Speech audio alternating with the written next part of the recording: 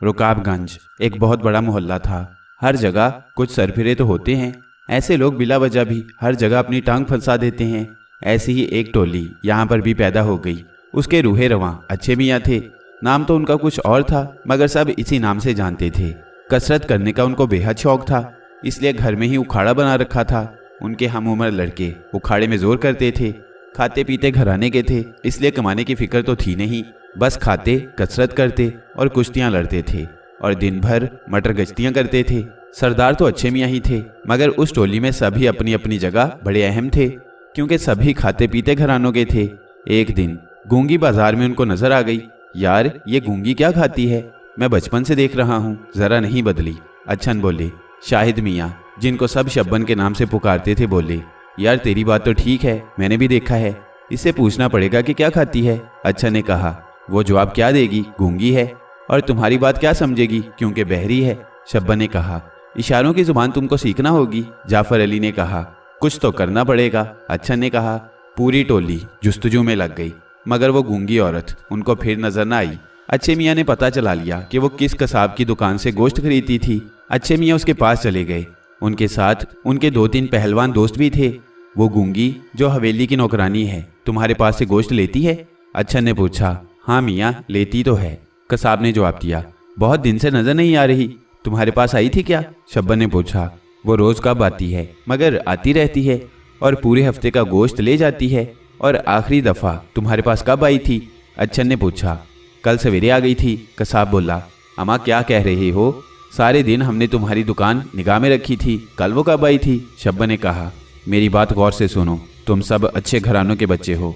तुम क्यों इस किस्म की फिक्रों में पड़े हो कि कौन आ रहा है, कौन जा रहा है? आने जाने का सिलसिला तो ना जाने कब से लगा हुआ है। तुम अपने काम से काम रखो। कसाब ने कहा। बात तुम्हारी दुरुस्त है, मगर ये पुरस्रारियत तजस्सुस तो पैदा करती है। अच्छन बोले। और यही बिला वजह की खोज आदमी को परेशानी में भी डाल देती है। कसाब ने जवाब दिया। अब यही देख लो, तुम कहते हो वो सुबह आकर गोश्त ले गई और हम जो उसकी तलाश में थे उसको ना देख सके। ये पुरस्रारियत ही तो है, बल्कि ताज्जुब की बात है। शब्बन ने कहा। मैं पूछता हूँ, तुमको आखिर उसकी फिक्र क्यों हो गई है? वो आज से नहीं, एक ज़माने से मेरी दुकान से गोश्त खरीद रही है। मैं जब छोटा था तो वो मेरे बाप के पास आया करती थी। मैंने दुकान संभाली तो मेरे पास आने लगी। वो मेरी बहुत अच्छी ग्राहक है, उसने कभी उधार नहीं किया। मैंने उसमें कभी किसी किस्म की तब्दीली महसूस नहीं की। कसाब ने कहा। तुमने तो मुझे और हैरत की बात बता दी। अच्छा ने कहा। मैं इसीलिए कहता हूँ, अपने काम से काम रखो। कसाब ने कहा। हैरत पर हैरत की बातें हम सुन रहे हैं, इन हालात में भला हम खामोश रह सकते हैं? अब तो और ज्यादा तजस्सुस हो गया है, खोज तो करना पड़ेगी। अच्छा ने कहा। मैं फिर कहता हूँ, ऐसा हरगिज ना करना।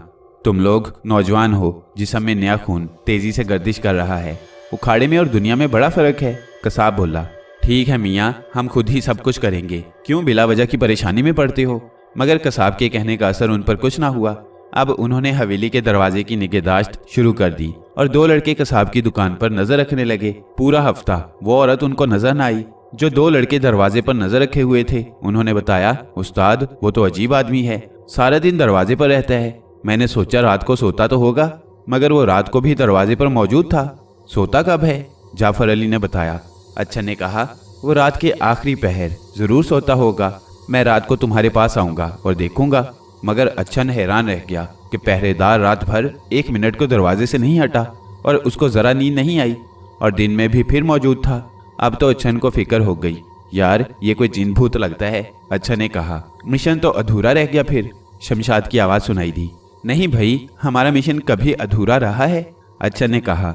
मेरा तो ख्याल है उस्ताद, अधूरा ही रहने दो, हमारा क्या नुकसान हो रहा है? अबे तो क्या वो हवेली ऐसी ही पुरस्रार बनी रहेगी? कुछ पता तो चले। कसाब का कहना था कि वो औरत बराबर गोश्त खरीद रही थी, मगर पूरी टोली परेशान थी कि उनकी नज़र में वो नहीं आ रही।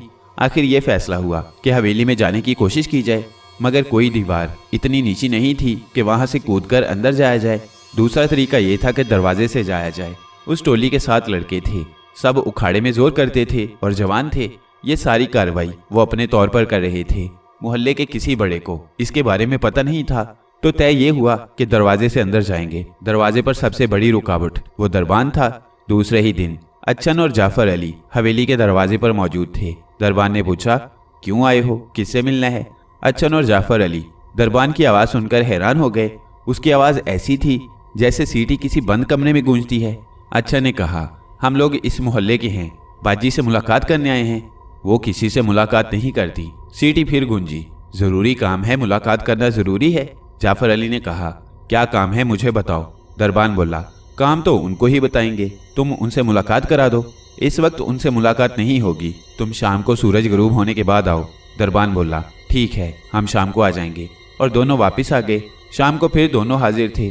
दरबान उनको देखकर बोला, देखो बच्चों, तुम गलत जगह आ गए हो। अंदर जाना खतरे की बात हो सकती है, मगर हम तो सिर्फ मुलाकात करने आए हैं। अच्छा ने कहा, ठीक है, आओ मेरे साथ। और वो उनको लेकर अंदर चला। दरवाजे के अंदर हर तरफ अंधेरा था। अंदर हर तरफ बड़े बड़े दालान और कमरे थे, मगर सब अंधेरे की चादर ओढ़े थे। उन कमरों में बड़ी बड़ी चमगादड़ें उड़ती नजर आ रही थी। कई उनके करीब से भी गुजरी। अंदर से ये हवेली इतनी बड़ी होगी, इसका अंदाज़ा दोनों को नहीं था। कई गुलाम गर्दिशों और दालानों कमरों से गुजरने के बाद वो एक कमरे के दरवाजे पर खड़ा हो गया। कमरे का दरवाज़ा बंद था, अंदर भी अंधेरा था। झींगरों की आवाज़ आ रही थी और चमगादड़ें उनके सरों पर गर्दिश कर रही थीं। दरबार ने कहा, इस कमरे में मालिकन रहती है, मगर मैं इसके अंदर नहीं जाऊंगा और ना दरवाजे पर दस्तक दूंगा। ये काम तुमको करना होगा, मगर मेरे जाने के बाद।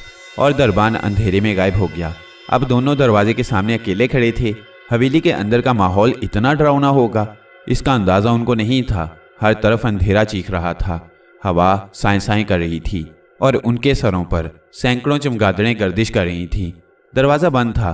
दूर दूर जिंदगी के आसार नजर नहीं आते थे। दोनों का डरना तो लाजमी था। दोनों तंदुरुस्त और तवाना थे। जिस्मों में जवान खून गर्दिश कर रहा था, मगर डर तो इंसान के अंदर होता है। वही डर उनके चेहरों पर आ गया था। चमगादड़ों के परों की आवाज़ उनकी समात पर बहुत बड़े धमाके बन के आने लगी। उनकी हिम्मत ना हुई कि वो दरवाजे पर दस्तक दें। उनके अंदर डर ने वसवसे पैदा कर दिए थे। अंदर पता नहीं क्या होगा। उनकी बहादुरी हवा हो चुकी थी और उसकी जगह पछतावे ने ले ली थी। दरवाजे के बाहर खड़े ज्यादा देर नहीं गुजरी थी, मगर उनके लिए ये वक्त भी अजियत से भरपूर था। अच्छन ने बड़ी मुश्किल से कहा, जाफर, वापस चलते हैं। जाफर की हालत भी अच्छन से बेहतर न थी। उसने जवाब दिया, हाँ उस्ताद, जगह ठीक नहीं है। वो दोनों वापस आने को मुड़े ही थे कि दरवाज़ा खुलने की चिरचिराहट पैदा हुई। तो दोनों ने देखा कि दरवाज़ा पूरा खुला हुआ था और उसके दरमियान कोई खड़ा था। अंधेरे में भी अंदाज़ा हो रहा था कि वो कोई जवान औरत है। दोनों अपनी अपनी जगह पर साकित हो गए। फिर एक आवाज़ उनके कानों में आई, अंदर आ जाओ। और औरत अंदर चली गई। अब दोनों के लिए वापस होना मुश्किल था। दोनों कमरे के अंदर चले गए। कमरे के अंदर घुप अंधेरा था। उनको कुछ नजर नहीं आ रहा था, मगर उन्होंने महसूस कर लिया था कि फर्श नंगा नहीं था। फर्श पर दुबीज कालीन पड़ा था। फिर किसी औरत ने बड़ी खूबसूरत आवाज में कहा, घबराओ नहीं, मैं रोशनी करती हूँ। चंद लम्हों के बाद कमरा रोशन हो गया। कमरा बहुत बड़ा था और फर्श पर सुर्ख कालीन पड़ा था। बहुत शानदार फर्नीचर रखा था। कमरे की हर शय से इमारत टपक रही थी। दीवारों पर कद आदम हाथ की बनी हुई तस्वीरें लगी हुई थी। खिड़की के पास एक बहुत बड़ी मसहरी पड़ी थी। उस पर भी सुर्ख रंग की चादर पड़ी थी। बड़े बड़े तकिए सरहाने रखे थे और एक हसीन और जवान औरत उनके सामने बैठी थी। उन दोनों के गुमान में भी नहीं था कि उनकी मुलाकात किसी जवान और हसीन औरत से होगी। वाक़यात वो पेश आ रहे थे जिनके बारे में उन्होंने ज़रा नहीं सोचा था, इसलिए उनके असाब बुरी तरह मजरूह हो गए थे। उनके सोचने समझने की सलाहियत ख़त्म हो गई थी। अब तो हालात के धारे पर उन्होंने खुद को छोड़ दिया था। हैरान हो रहे हो, बहुत शौक था तुमको मुलाकात करने का, औरत ने कहा। मगर दोनों की आवाज़ ना निकली तो वह फिर बोली, मैं बुनियादी बेगम हूँ, नवाब गौहर मिर्ज़ा की बेगम। वो बोली। अच्छन को यह सुनकर बहुत ताज्जुब हुआ। बड़ी मुश्किल से बोला, मगर नवाब गौहर को मरे तो 100 साल से ज़्यादा हो गया, उनके लड़के भी मर गए, मगर मैं हूँ। औरत बोली। अब तो अच्छन और जाफ़र की हालत और ख़राब हो गई। मैंने नवाब से वादा किया था कि मैं उसकी कौम के किसी आदमी या औरत को कभी तकलीफ़ नहीं दूंगी। मैंने अपना वादा पूरा किया है। मैंने नवाब से कहा था कि मेरे मामलात में मुदाखलत अगर होगी तो मैं आज़ाद होंगी। तुम दोनों ने यहाँ आकर बहुत बड़ी गलती की है। मैं अब आज़ाद हूँ। वो ज़ोर से हंसकर बोली। आप कौन हैं? जाफ़र ने डरते डरते पूछा। मैं तुमको ये बताने की पाबंद नहीं हूँ। नवाब गौहर मिर्ज़ा को भी मैंने नहीं बताया था, तो फिर तुमको क्यों बताऊँ? मेरे हुक्म के खिलाफ इस हवेली में कभी कुछ नहीं हुआ, जबकि मैं आज़ाद भी नहीं थी। अब तो मैं आज़ाद हूँ। तुमने मुझे आज़ादी दिलाई है। तुम मेरी खोज करने खुद आए हो। यही उस शर्त की बुनियादी बात थी। तो बुनियादी बेगम आज आज़ाद है। तुम नौजवान हो और मैं सदियों से प्यासी हूँ। देखो, मैं आज तक तरोताज़ा और जवान हूँ। तुमने मुझ पर एहसान किया है, तुम दोनों की खिदमत करूँ। अब तुम इस हवेली के मेहमान बनकर रहोगे। औरत ने कहा। अच्छन ने बड़ी मुश्किल से कहा, आप हमें जाने दें, हमसे बड़ी गलती हो गई, माफ़ कर दें। तुम्हारी भूल ने मुझे जिंदा कर दिया है। मैं फिर से जवान हो रही हूँ और तुम जाने की बात करते हो। मैं तुम दोनों को हरगिज नहीं जाने दूंगी। जाने की बात भूल जाओ। फिर उसने जोर से ताली बजाई तो दरवाजे से एक नौउम्र लड़की अंदर दाखिल हुई। उस लड़की के बदन पर जो लिबास था उसने उसको और ज्यादा ही जान अंगेज बना दिया था।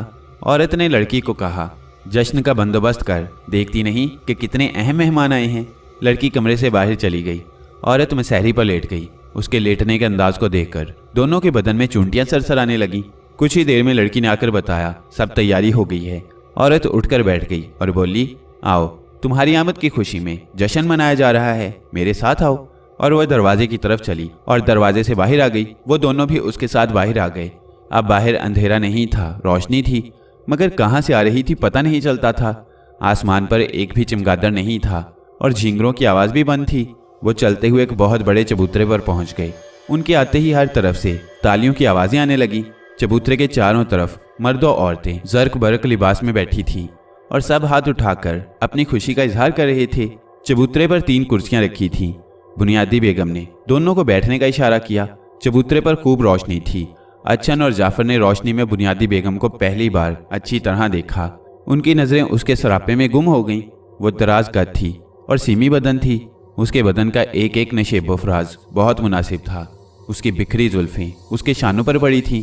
गर्दन सुराहीदार थी और आंखें जरा तिरछी, और यही उनकी खूबसूरती थी। उसके बदन से भीनी भीनी खुशबू आ रही थी।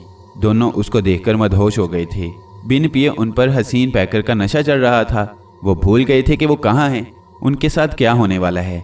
उनका जहन माजी की हर बात भूल चुका था। आने वाले वक्त का भी उनको अंदाज़ा नहीं था। उनको सिर्फ हाल नजर आ रहा था और वो उसमें मस्त थे। फिर साजों की आवाज़ें आने लगी। नामालूम कौन से साज थे, मगर उनकी धुन और लय दिल पर असर करती थी। उन साजों की आवाज़ के साथ किसी मुगन्निया की आवाज़ भी शामिल हो गई। मगर ये किस जुबान का गीत था, इसके बोल दोनों की समझ में नहीं आ रहे थे, मगर मतलब समझ में आ रहा था। ये खुशी के इजहार का गीत था। उसके हर लफ्ज़ में खुशी का इजहार हो रहा था।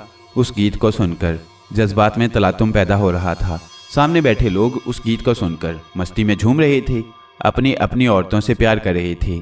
जज्बात को भड़काने वाला ये गीत उन दोनों को भी बेचैन कर रहा था। गीत खत्म हुआ और बुनियादी बेगम उठ खड़ी हुई। उसके खड़े होते ही तमाम लोग खड़े हो गए। बुनियादी बेगम ने दोनों का हाथ पकड़ा और वापस चल दी। कमरे के पास आकर उसने अच्छन को कहा, तुम अंदर जाओ। अच्छन एक सहरज़दा इंसान की तरह कमरे के अंदर चला गया। बुनियादी बेगम ने जाफर अली का हाथ पकड़ा और एक दूसरे कमरे में उसको ले गई। वहाँ पर कोई नहीं था, मगर कमरा खूबसूरत था और बड़ा नरमो मुलायम बिस्तर एक बड़ी सी मसहरी पर पड़ा था। जाफर को उसने उस पर लिटा दिया और वापस आ गई। अच्छन बेचैनी से उसका इंतजार कर रहा था। रात कब गुजर गई अच्छन को पता न चला, मगर सुबह वो खुद को बहुत कमज़ोर महसूस कर रहा था। रात वाली फितनागर ने उसके सामने गोश्त और दूध लाकर रख दिया और उसने नाश्ता कर लिया। उसको ज़रा ख्याल नहीं आया कि वो कहाँ पर है। उसके गायब होने पर उसके घर वाले परेशान होंगे। वो क्यों यहाँ आया था और किस चक्कर में फंस गया है। उसको सिर्फ वो हसीन जिस्म और उसके साथ गुजरी रात याद थी। दूसरी रात वो अकेला ही रहा। बुनियादी बेगम ने जाफ़र को मौका दिया और फिर यह सिलसिला जारी हो गया। मगर अच्छन और जाफ़र दोनों अलग अलग ही रहे। दोनों हर रात बेचैनी से बुनियादी का इंतज़ार करते और उसकी मर्ज़ी जिसके साथ होती वो वहाँ पर होती। कितने दिन गुजर गए, उनके पास इसका शुमार नहीं था। उनको सिर्फ एक चीज़ नज़र आती थी, वो उसके दीवाने थे। मगर दिन ब दिन उनके पहलवानी जिस्म पिघल रहे थे। उनको खुराक बहुत अच्छी दी जा रही थी, मगर उस खुराक की ग़िज़ाइयत से ज़्यादा उनकी तवानाई खींची जा रही थी। आखिर इंसान थे। कुछ ही दिन में उनकी टांगों ने खड़े होने से इनकार कर दिया। उनके एज़ा बिखरने लगे। चीते की तरह के सीने अंदर को धंसने लगे। अब उन पर बुनियादी बेगम को देखकर लर्ज़ा तारी होने लगा। अब तुम दोनों इस काबिल नहीं हो कि इस हवेली में रहो। एक दिन बुनियादी बेगम ने कहा, मुद्दत के बाद आज दोनों दोस्त आमने सामने आए थे। दोनों एक दूसरे को देखकर हैरान रह गए। दोनों ने कोई जवाब नहीं दिया। बुनियादी फिर बोली, बोलो तुम क्या चाहते हो। तुमने मुझे खुशी दी, आराम दिया, मैं तुम पर रहम करना चाहती हूँ। हालांकि ये यहाँ के असूलों के खिलाफ है। दोनों सहरज़दा थे। दोनों घर का रास्ता भूल चुके थे। दोनों को अपना माजी याद नहीं था। सब कुछ गहरी धुंध में गुम हो गया था। वो क्या जवाब देते। बुनियादी बेगम ने फिर कहा, मैं तुमको तुम्हारे घर पहुंचाए देती हूँ। हवेली के बाहर जाते ही तुमको सब कुछ याद आ जाएगा, मगर मेरी बात याद रखना तुम्हारी जुबान पर कभी मेरा नाम ना आए। तुमने हवेली के अंदर क्या देखा, तुमने क्या किया, किसी को पता ना चले। अगर तुमने किसी को बताया तो फिर तुम्हारा ठिकाना जमीन पर नहीं होगा। और फिर रात के अंधेरे में उनको दरवाजे से निकाल दिया गया। हवेली से बाहर आते ही उनके जहन की धुंध साफ हो गई। उनको याद आ गया कि वो कौन है और क्यों हवेली के अंदर गए थे। फिर उन्होंने खुद अपनी हालत पर नजर की और वो खुद से शर्मिंदा हो गए। रात को ही बड़ी मुश्किलों के बाद वो अपने अपने घरों को पहुंच गए। उनको जिंदा देखकर सब हैरान रह गए। उनके बारे में मशहूर हो गया था कि वो शायद हवेली में जाकर मर गए हैं। उनके साथी लड़कों ने बता दिया था कि वो दोनों हवेली में गए हैं। मोहल्ले वालों ने हवेली वालों के खिलाफ रिपोर्ट कर दी थी और मुकामी पुलिस ने पूरी हवेली की तलाशी ली थी, मगर हवेली में 3 नफर के अलावा कोई नहीं था। बड़े बड़े कमरों में चमगादड़ें उल्टी लटकी थीं और सारे कमरे काट कबाड़ से भरे पड़े थे। पुलिस के साथ कुछ मोहल्ले वाले भी थे। हवेली के चप्पे चप्पे की तलाशी ली गई थी, मगर उनको कोई ऐसी चीज नहीं मिली जिससे उनका सुराग मिलता। लोग मायूस हो गए थे। घर वाले रो धोकर सब्र कर चुके थे कि दोनों अचानक वापस आ गए। उन पर सवालात की बौछार थी, मगर वो किसी सवाल का जवाब नहीं दे रहे थे। उनकी जुबानें खामोश थीं। उनके जिस्म लागिर थे। वो बहुत पुराने मरीज लगते थे। फिर उनके बुजुर्गों ने फैसला किया कि उनसे कुछ ना पूछा जाए, पहले उनका इलाज करवाया जाए, सेहतमंद होने के बाद पूछा जाएगा। इस वक्त उनकी जहनी हालत अच्छी नहीं है। शहर के बेहतरीन हकीमों से उनका इलाज शुरू हो गया, मगर इस दौरान ये भी हुआ कि अच्छन के उखाड़े का एक जवान शौकत अली गायब हो गया। अब हवेली पर इल्ज़ाम किस तरह रखें? पहले उन पर शक किया था तो क्या मिला था? पुलिस में रिपोर्ट कर दी और अपने तौर पर भी उसकी तलाश जारी कर दी, मगर 1 महीना गुजर गया। अच्छन और जाफ़र का इलाज जारी रहा, मगर उनकी सेहत ठीक होती नजर नहीं आ रही थी। अभी शौकत के बारे में पता न चला कि एक लड़का मंसूर भी गायब हो गया। मोहल्ला रकाबगंज के लोग परेशान हो गए। किसी की समझ में नहीं आ रहा था कि ये क्या हो रहा है। कभी यहाँ पर एक मुर्गी का बच्चा गुम नहीं हुआ और अब जवान लड़के गायब हो रहे थे। वालिदैन ने लड़कों पर पाबंदी लगा दी। हर तरफ निगहदाश्त होने लगी। लोगों ने फिर हवेली वालों पर ही शक का इजहार कर दिया। ये सिलसिला रुका भी नहीं। पूरा शहर परेशान हो गया। अब जो लड़के गायब हो रहे थे वो वापस भी नहीं आए। सिर्फ अच्छन और जाफ़र अली वापस आए थे, मगर उनकी हालत अब भी बेहतर न थी। खामोशी से उन दोनों लड़कों को लेकर उनके वालिद दिल्ली आ गए और दूसरे ही दिन वो हकीम वकार के मतब में आ गए। हकीम साहब ने दोनों का मुआयना किया, फिर रोलुका को बुलाया और उसने भी अपने अंदाज में देखा और कहा, इन दोनों को बड़ी बेदर्दी से इस्तेमाल किया गया है और इस्तेमाल करने वाली हस्ती इंसान नहीं है। इनके जिस्म में अब तक उसकी गर्मी के आसार मौजूद हैं। पहले उन असरात को ख़त्म करना होगा। ठंडी दवाएं इस्तेमाल कराना होंगी। जब वो असरात ज़ाइल हो जाएंगे तो फिर इन दोनों में तवानाई आएगी। ये काम बहुत सब्र करने का है। मैं इनकी दवाएं लेकर आता हूँ, क्योंकि मतब में वो नहीं हैं। आप हजरात जहाँ दिल करे रहें, मगर ये दोनों यहीं पर रहेंगे। ये ठीक तो हो जाएंगे? जाफ़र अली के वालिद ने पूछा। हकीम वकार ने जवाब दिया, खुदा पर भरोसा रखें, हर मर्ज़ की दवा खुदा ने बनाई है। रोलुका फ़ौरन रवाना हो गया और कह गया, दूर का सफ़र है, कल शाम तक वापसी होगी। दूसरे दिन शाम को रोलुका कुछ फल लेकर आ गया। उन फलों की रंगत बर्फ़ की मानिंद थी और हरी हरी धारियाँ पड़ी थी, जैसे खरबूजे पर होती हैं। उनका साइज़ भी खरबूजे जितना था। रोलुका ने आते ही एक बर्तन में रखकर उस फल को काट दिया। अंदर से उसमें पूरा गूदा भरा था और पहली नज़र में वो बर्फ़ ही नज़र आता था। रोलुका ने बताया, ये फल ज़मीन से बहुत बुलंदी पर एक दरख्त में लगता है। वो दरख्त 12 महीने बर्फ़ में दबा रहता है। ये इस कदर ठंडा है कि ये आम आदमी एक छटांग भी अगर खा ले तो ज़िंदगी भर उसको गर्मी नहीं सताएगी, मगर इसके साथ साथ वो ठंडा हो जाएगा और औलाद पैदा करने के काबिल नहीं रहेगा। इस फल को मरीज को खिलाना नहीं है, बदन पर इसके गूदे का लेप करना है। आप देखेंगे कि मरीज के अंदर कितनी गर्मी है। आम आदमी पर यह गूदा उसके जिस्म पर फेर दिया जाए तो उसको नमूनिया हो जाएगा, मगर तुम्हारे मरीज इससे ठीक हो जाएंगे। रोलुका ने वो गूदा अच्छन और जाफ़र के जिस्म पर रखना शुरू कर दिया। गूदा रखते ही मरीज के चेहरे पर जो बेचैनी और बेआरामी की कैफियत थी खत्म होने लगी। रोलुका ने अच्छन से पूछा, अब तुम कैसा महसूस करते हो? बहुत आराम आ रहा है, सुकून मिल रहा है, जलन और तपिश कम हो रही है। यही जवाब जाफ़र ने दिया। रोलुका इत्मीनान से बोला, खुश हो जाओ बुजुर्गो, आपके बच्चे ठीक हो जाएंगे। 3 दिन की मेहनत ने उनके जिस्म की सुर्खी और गर्मी के तमाम आसार खत्म कर दिए। उनकी हालत बदल गई, चेहरों पर रौनक आ गई। अब रोलुका को उनसे बात करने का मौका मिल गया। अब तुम दोनों ये बताओ कि उसके चुंगल में किस तरह फंस गए। और दोनों ने रोलुका को पूरी तफसील बताकर कहा। उसने कहा था कि तुमने अगर किसी को मेरे बारे में बताया तो तुम्हारा ठिकाना ज़मीन पर ना होगा। हमने आपको सब कुछ बता दिया है, अब वो हमको नहीं छोड़ेगी। तुम्हारा कोई कुछ नहीं बिगाड़ सकता।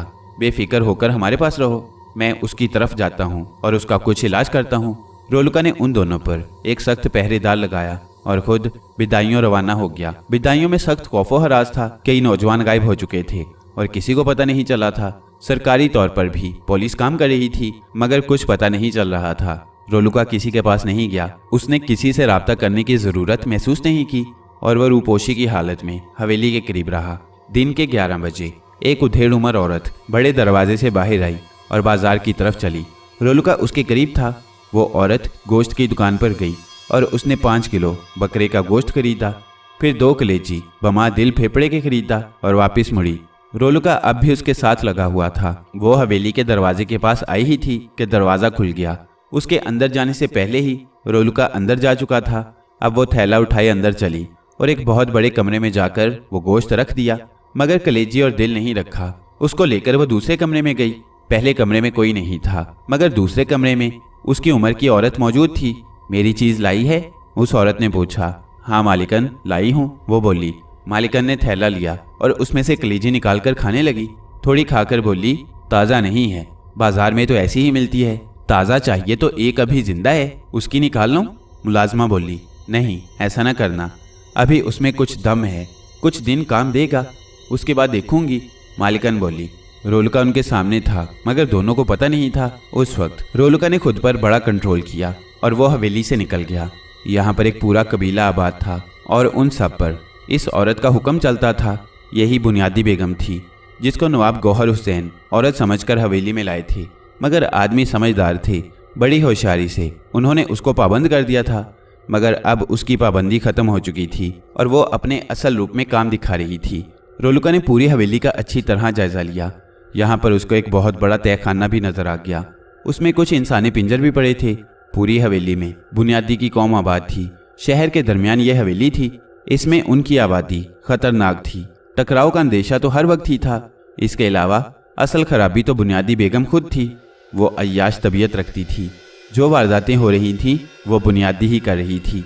उस हवेली को खाली कराना बहुत ज़रूरी था, मगर एकदम पूरे कबीले से लड़ना भी ठीक नहीं था, क्योंकि वो भी जवाब में ज़रूर कुछ करेंगे और घनी आबादी होने की वजह से आवाम को नुकसान होने का खतरा भी था।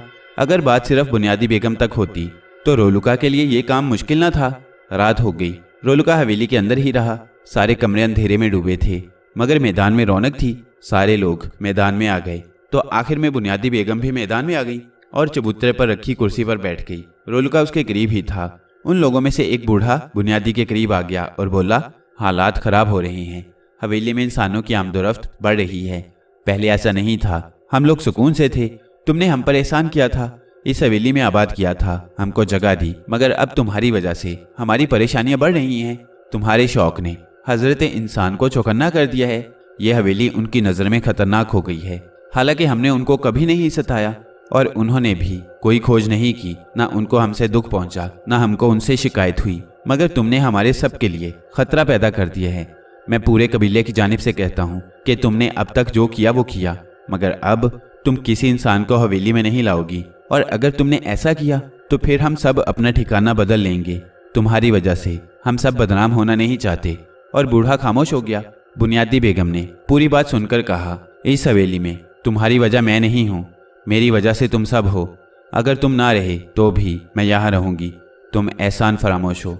मैंने तुम सबको आबाद किया और तुम मुझ पर ही उंगली उठा रहे हो। मैंने तुमको तुम्हारी किसी हरकत से रोका है? तुम क्यों मेरे शौक के आगे दीवार खड़ी करते हो? तुम अपना ठिकाना बदलना चाहते हो तो शौक से चले जाओ, मगर याद रखो, जितनी आसानी से यहाँ पर तुम अपनी ग़िज़ा हासिल करते हो, उतनी आसानी तुमको कहीं नहीं मिलेगी। मैं इस हवेली की मालिक हूँ, मैं अकेली भी रह सकती हूँ। बुनियादी बेगम खामोश हो गई। पूरे मैदान पर खामोशी छा गई। फिर वही बूढ़ा आगे बढ़ा और बोला, ठीक है, हमने तेरा फैसला सुन लिया। अब हमारा फैसला यह है कि आज रात इस हवेली में हमारा कबीला नहीं रहेगा। तेरा जो दिल करता है तू करना, मगर याद रखना, तेरे लिए हमारे कबीले के दरवाजे बंद होंगे। हमारी बरादरी के किसी कबीले वालों से तू नहीं मिल सकती। तेरा और हमारी बरादरी का रिश्ता आज से ख़त्म। तेरा बुरा इंजाम बहुत करीब है। तेरे सर पर तेरा बुरा इंजाम खड़ा है।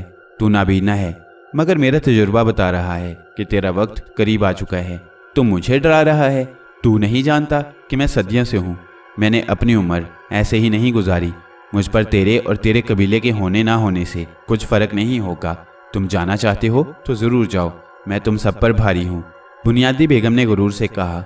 सब लोग चबूतरे से दूर होते गए और कुछ ही देर में रोलुका ने देखा कि पूरी हवेली खाली हो गई। दरबान और बुनियादी की मुलाजमा भी चली गई। अब सिर्फ बुनियादी बेगम अकेली थी। अब वक्त आ गया कि रोलुका नमूदार हो जाए और वो नमूदार हो गया। बुनियादी ने हैरत से उसको देखा तो बोली, तू कौन है और किस तरह यहाँ पहुँचा है? मैं तेरे साथ बहुत देर से हूँ। तेरे कबीले वाले तुझे छोड़कर जब जा रहे थे मैं उस वक्त भी था। तेरा एक बूढ़ा तुझे समझा रहा था, उस वक्त भी मैं था। तेरे गुरूर का सर इतना ऊपर था कि तुझे तेरे करीब भी कुछ नजर नहीं आ रहा था। तो फिर मुझे तो क्या देखती? तुझे तो तेरे अपने नजर नहीं आ रहे थे। रोलुका ने कहा, तू कौन है मुझे ये सब कहने वाला? मैं तेरी वो मुसीबत हूँ जिसका जिक्र तुझसे तेरे बड़े ने किया था। रोलुका ने कहा, उसको मेरे बारे में कुछ पता नहीं था इसलिए वो ये बातें कर रहा था। बुनियादी बोली, मगर मैं जानता हूँ तेरे बारे में। तेरे पास सिर्फ इतनी सी ताकत है कि तू राह फरार इख्तियार करे, मगर मैंने तेरे तमाम रास्ते पहले ही बंद कर दिए हैं। तू इस हवेली की हदूद से बाहर नहीं जा सकती। रोलुका ने जवाब दिया, अरे जा, तू क्या मुझे रोकेगा? बुनियादी बोली, तो फिर तजुर्बा कर ले। रोलुका ने कहा। बुनियादी बेगम अचानक एक चील की शक्ल इख्तियार कर गई और उसने परवाज़ को पर फैलाए, मगर उसके परों ने ही उसको परवाज़ न करने दी, क्योंकि परों पर बहुत ज़्यादा वजन ना जाने कहाँ से आ गया। मगर चंद सेकंड के बाद वो एक छछूंदर की शक्ल में एक तरफ दौड़ी, मगर एक बहुत बड़ा बिल्ला अचानक उसके सामने आ गया। वो पलट कर वापिस आई और एक बड़े कुत्ते की शक्ल में बिल्ले पर हमलावर हुई, मगर अब बिल्ले की जगह रीछ खड़ा था। वो फिर अपनी जगह आ गई और अपनी असली शक्ल में बुनियादी बन गई। उसका चेहरा पसीने में तर था और सांस फूली हुई थी। वो बड़ी मुश्किल से बोली, तू कौन है? मैं इंसान हूँ, तू भी अब अपनी शक्ल में आ जा। रोलुका ने कहा, मुझ पर रहम कर दे, जाने दे। वो बोली, रहम उन पर किया जाता है जो खुद रहम करते हैं। तूने कितने नौजवानों की जिंदगी खराब की है, उनकी जान ली है। तू रहम किस भरोसे पर मांग रही है? इस मनहूस हवेली में तूने बहुत जुल्म किए हैं। देखो ये हवेली गिर रही है। और रोलुका के ये कहते ही चार दीवारी के अलावा सारी हवेली गिरने लगी। चार दीवारी के अंदर एक कमरा भी सलामत नहीं रहा। बस अब इसको रहने दे, बुनियादी जोर से बोली, ताकि तू इसके अंदर रहकर फिर घिनौने खेल रचाए। रोलुका बोला, मैं वादा करती हूँ अब कुछ नहीं करूँगी। वो जल्दी से बोली, मैं तेरी किसी बात पर एतबार नहीं करता। तेरा वक्त खत्म हुआ। और अचानक बुनियादी के जिस्म में आग लग गई।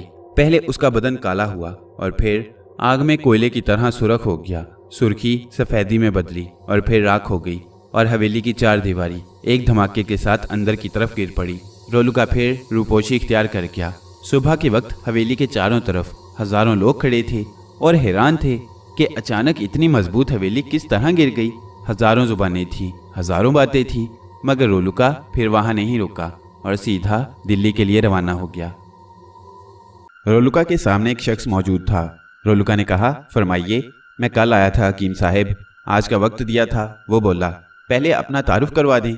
मेरा नाम सिरीनाथ है, मैं फतेहपुर से आया हूँ।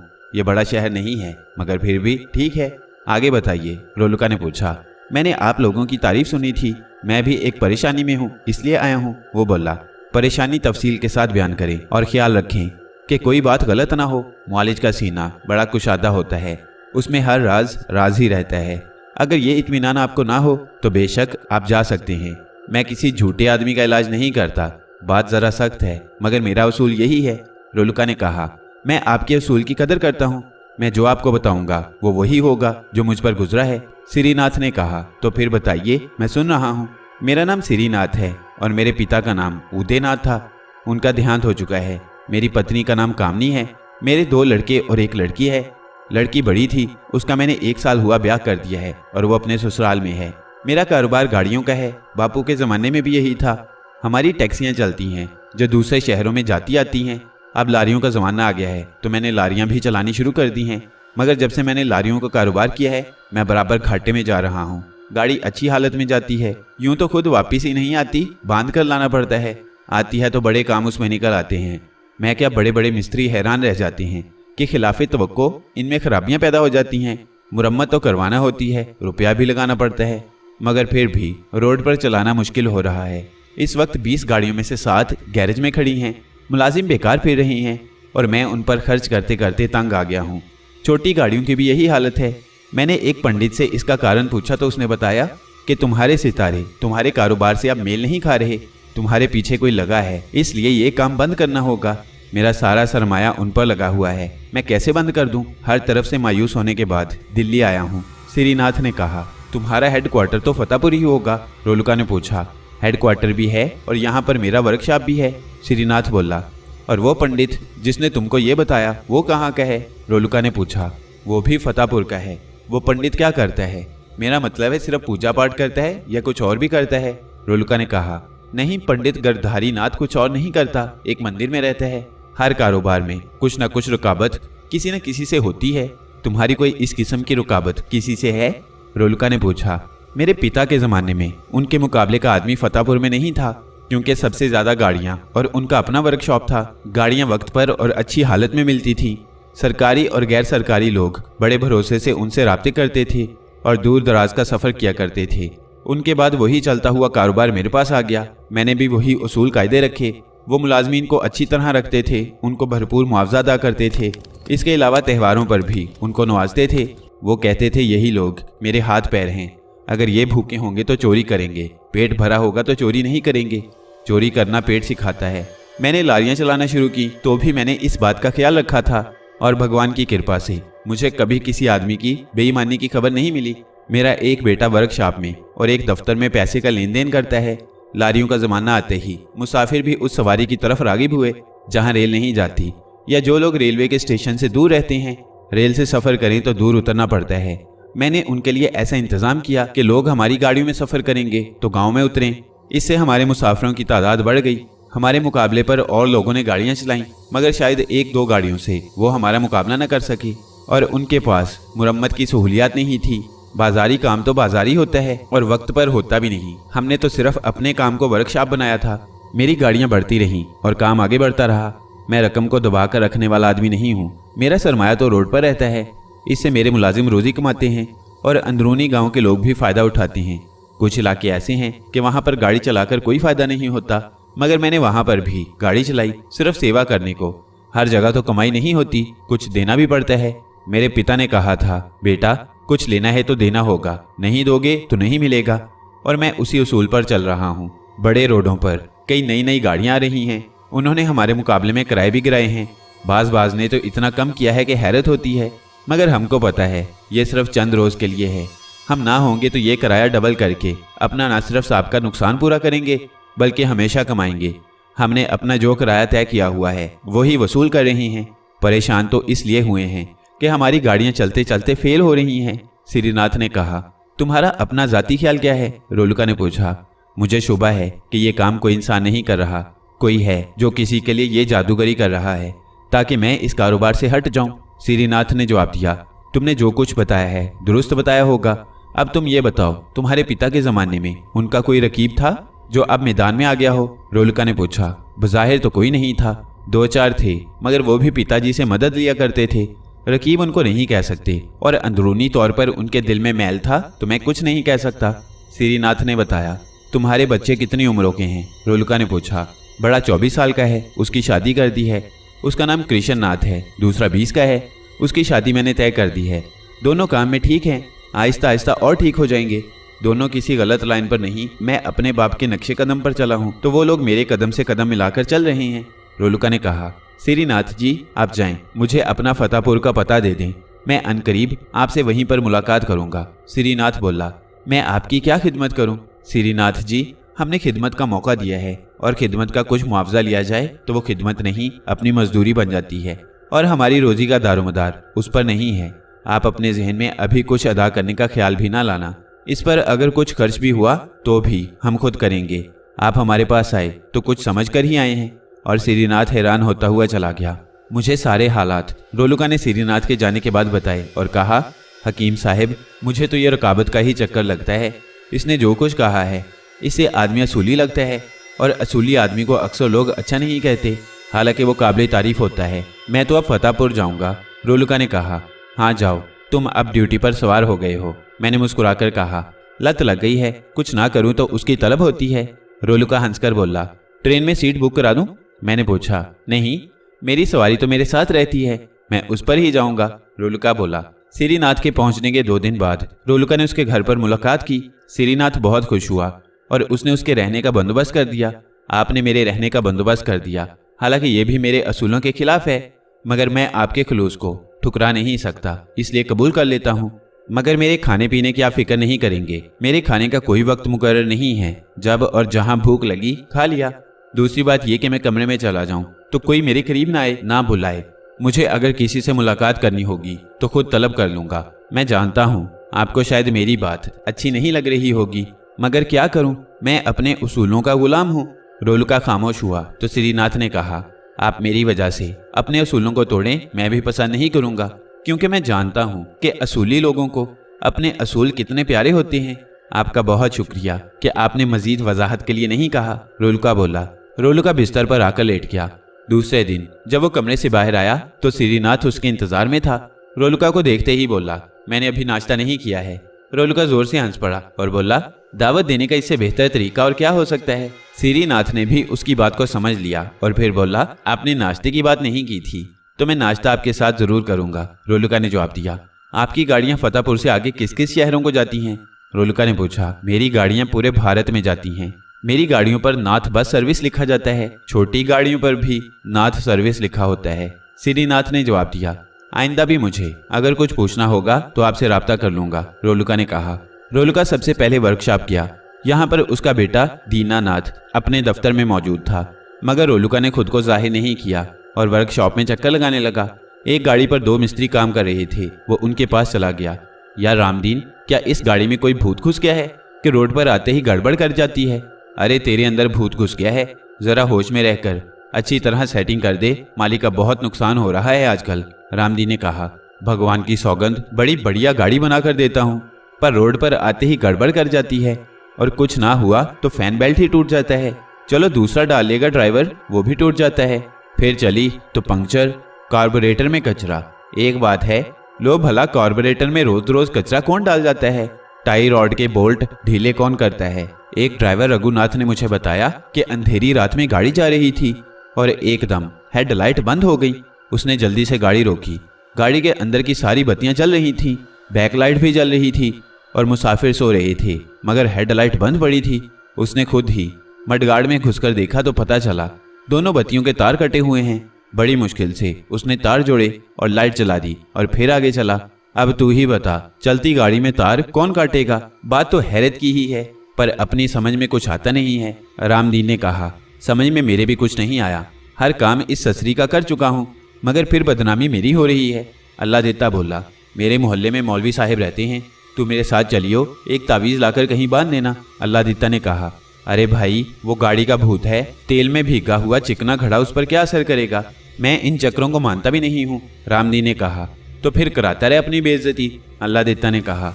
और रोलुका आगे बढ़ गया और शाम तक वो वहीं रहा। शाम को गाड़ी चेक हो गई। उसका क्लीनर और ड्राइवर आ गए। उन्होंने अच्छी तरह चेक कर लिया। ड्राइवर बोला, फैन बेल्ट बहुत तोड़ती है, 1-2 स्पेयर रख देना उस्ताद। रामदीन बोला, अब नहीं तोड़ेगी, फिर भी तुम स्टोर से लेकर रख लो तो अच्छा है। ड्राइवर ने सेल्फ लगाया और गाड़ी स्टार्ट हो गई और वो गेट पर ले आया। अरे ओ दीनू, जा दौड़कर मेरे नाम पर 2 फैन बेल्ट ले आ। क्लीनर दौड़कर 2 फैन बेल्ट ले आया। रोलुका दौड़कर उस पर सवार हो गया। उसके सवार होते ही उसने देखा कि कोई और भी सवार हुआ। वर्कशॉप में गाड़ी थी तो उसके अंदर कोई ना था। रोड पर आते ही बकौल मिस्त्री के एक भूत उसमें सवार हो गया, मगर रोलुका ने उसको देख लिया। गाड़ी अड्डे पर खड़ी हो गई और रामगढ़ की सवारियां बैठने लगी। रात का वक्त था, सवारियां कम थी, मगर फिर भी रवानगी के वक्त तक 20-25 सवारियां आ गईं।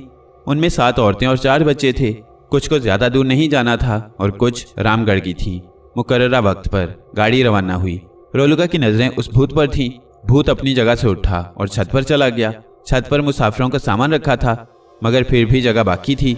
भूत ने एक पेटी उठाई और सड़क पर फेंकने ही वाला था कि रोलुका के कारिंदे ने उससे छीन कर रख दी। फिर उसने पीतल का एक बड़ा सा तेल का मटका उठाकर सड़क पर फेंक दिया, मगर वो सड़क पर नहीं गया। उसको किसी ने दरमियान में लपक लिया और अपनी जगह रख दिया। भूत ने हर सामान को सड़क पर फेंका, मगर सब अपनी जगह आ गया। आखिर वो थक कर बोला, कौन है रे, काम ना ही करने दे रहे।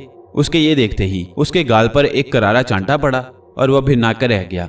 अरे सामने आकर बात कर, फिर बताऊं तुझे, वो बोला। रोलुका ने जवाब दिया, तू भी सामने आएगा? मेरा तो रूप ही ये है, मैं सामने कैसे आऊं? तो बगैर शरीर के शरीर वालों को सताता है, तंग करता है। रोलुका ने कहा, मैं खुद ऐसा नहीं करता, जो हुक्म दिया है वो करता हूँ। तुझे किसने हुक्म दिया है? रोलुका ने पूछा। वो मैं बता ना सकूंगा, क्योंकि बताने का हुक्म नहीं है। ये तो तुझे बताना ही पड़ेगा, नहीं बताएगा तो तेरी बहुत बुरी हालत होगी। पता तो मैं चला लूंगा, मगर फिर तेरी बचत नहीं होगी। बता देगा तो फिर तुझे मैं कुछ नहीं कहूंगा। रोलुका ने कहा, अव्वल तो मेरा कुछ कर ही ना सकेगा, और अगर करेगा तो गुरु आ जाएगा और तेरा कल्याण कर देगा। बहुत शक्तिमान है, ये ध्यान से सुन रखियो। भूत बोला, तेरे साथ मैंने जो करना था कर दिया, तो इसी छत पर कैद हो गया। अब बता, सामान क्यों फेंक रहा था? रोलुका ने कहा, बदनामी की खातिर, कि लोगों का सामान गुम हो जावे तो कौन नाथ की गाड़ी में बैठेगा।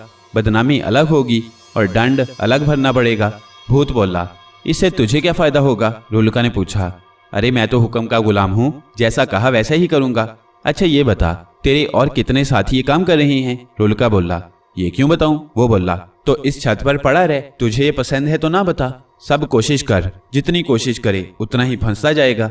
रोलुका बोला, मेरे 5 भाई ये काम कर रहे हैं। भूत बोला, तुम सब किसके लिए काम करते हो ये भी बताना होगा। हमारा गुरु पंडित गिरधारी नाथ है। पंडित गिरधारी नाथ के बारे में श्रीनाथ ने बताया था कि बंदर में रहता है और सिर्फ पूजा पाठ करता है, मगर वो छुपा हुआ सिफली का माहिर था। उसने अपने गंदे पीर श्रीनाथ की गाड़ियों पर छोड़ दिए थे ताकि उसकी गाड़ियां रोड पर ना चल सकें। उसने ये काम बड़ी महारत से किया था। भूत को रोलुका ने वहीं पर कैद कर दिया और दूसरी गाड़ियों की तलाश में निकल पड़ा। उसके बर्क रफ्तार हरकारे हर तरफ फैल गए। पूरे मुल्क में नाथ की गाड़ियां दौड़ रही थीं। सबको चेक करना इतना आसान न था। फिर वो गाड़ियां किस शहर किस गांव में थीं, कुछ खराब होकर रास्ते में खड़ी थीं। सारे भूतों को एक एक करके उन गाड़ियों की छत पर कैद कर दिया और गाड़ियां ठीक होकर वापस फतेहपुर आ गईं। जिन गाड़ियों पर भूत सवार थे उनको वर्कशॉप में अलग खड़ा कर दिया गया। ये सब रोलुका के कहने से हुआ। आधा काम तो आपका हो गया है, अब आधा आपके कहने से होगा। रोलुका ने श्रीनाथ से कहा। मैं समझा नहीं। श्रीनाथ ने पूछा, आपसे मैंने पूछा था कि पंडित गिरधारी नाथ कुछ और भी करता है। आपने बताया था वो सिर्फ पूजा पाठ करता है। आपकी सारी परेशानियों की जड़ वही पंडित है। आप उसके पास जाएं और अपने तौर पर बात करें, उसको लालच दें, फिर भी ना माने तो डराएं कि वो आपके खिलाफ काम कर रहा है। तुम उसके खिलाफ रिपोर्ट करोगे, वो तुमसे सबूत मांगे, तो फिर आप उसको लेकर वर्कशॉप आ जाएंगे। वहां पर मैं हूँगा। फिर जो तमाशा होगा उसको देखकर आप हैरान रह जाएंगे। श्रीनाथ मंदिर चले गए। पंडित बड़े प्यार से उनसे मिला और बोला, अरे सेठ जी, आपने काहे कष्ट उठाया, मैं आ जाता। अरे नहीं पंडित जी, आपका रुतबा बुलंद है, धर्म के रखवाले जो हुए, आपको बुलाऊं और वो भी अपने जाती काम से, ऐसा भी मैं अधर्मी नहीं हूँ। श्रीनाथ ने कहा, खैर बात तेरी ठीक है, काम बता क्या बात है। पंडित बोला, मेरा कारोबार ठप होता जा रहा है। मेरा कोई दुश्मन मेरे पीछे हाथ धोकर पड़ा है। मेरी गाड़ियां फेल हो रही हैं, मेरी साख खराब हो रही है। 1 महीना यही हालत रही तो कोई मेरी गाड़ी में सफर नहीं करेगा। मैंने आपसे पहले इसका तोड़ पूछा था तो आपने कहा ये कारोबार बंद कर दूं क्योंकि मेरे सितारे इस कारोबार से मेल नहीं खाते। मगर मैंने जन्म कुंडली फिर से बनाई है, दिल्ली के बहुत मशहूर पंडित से। उसमें साफ लिखा है सितारे ठीक हैं, मेरे लिए यही कारोबार अच्छा है और आगे 100 साल तक ठीक रहेगा।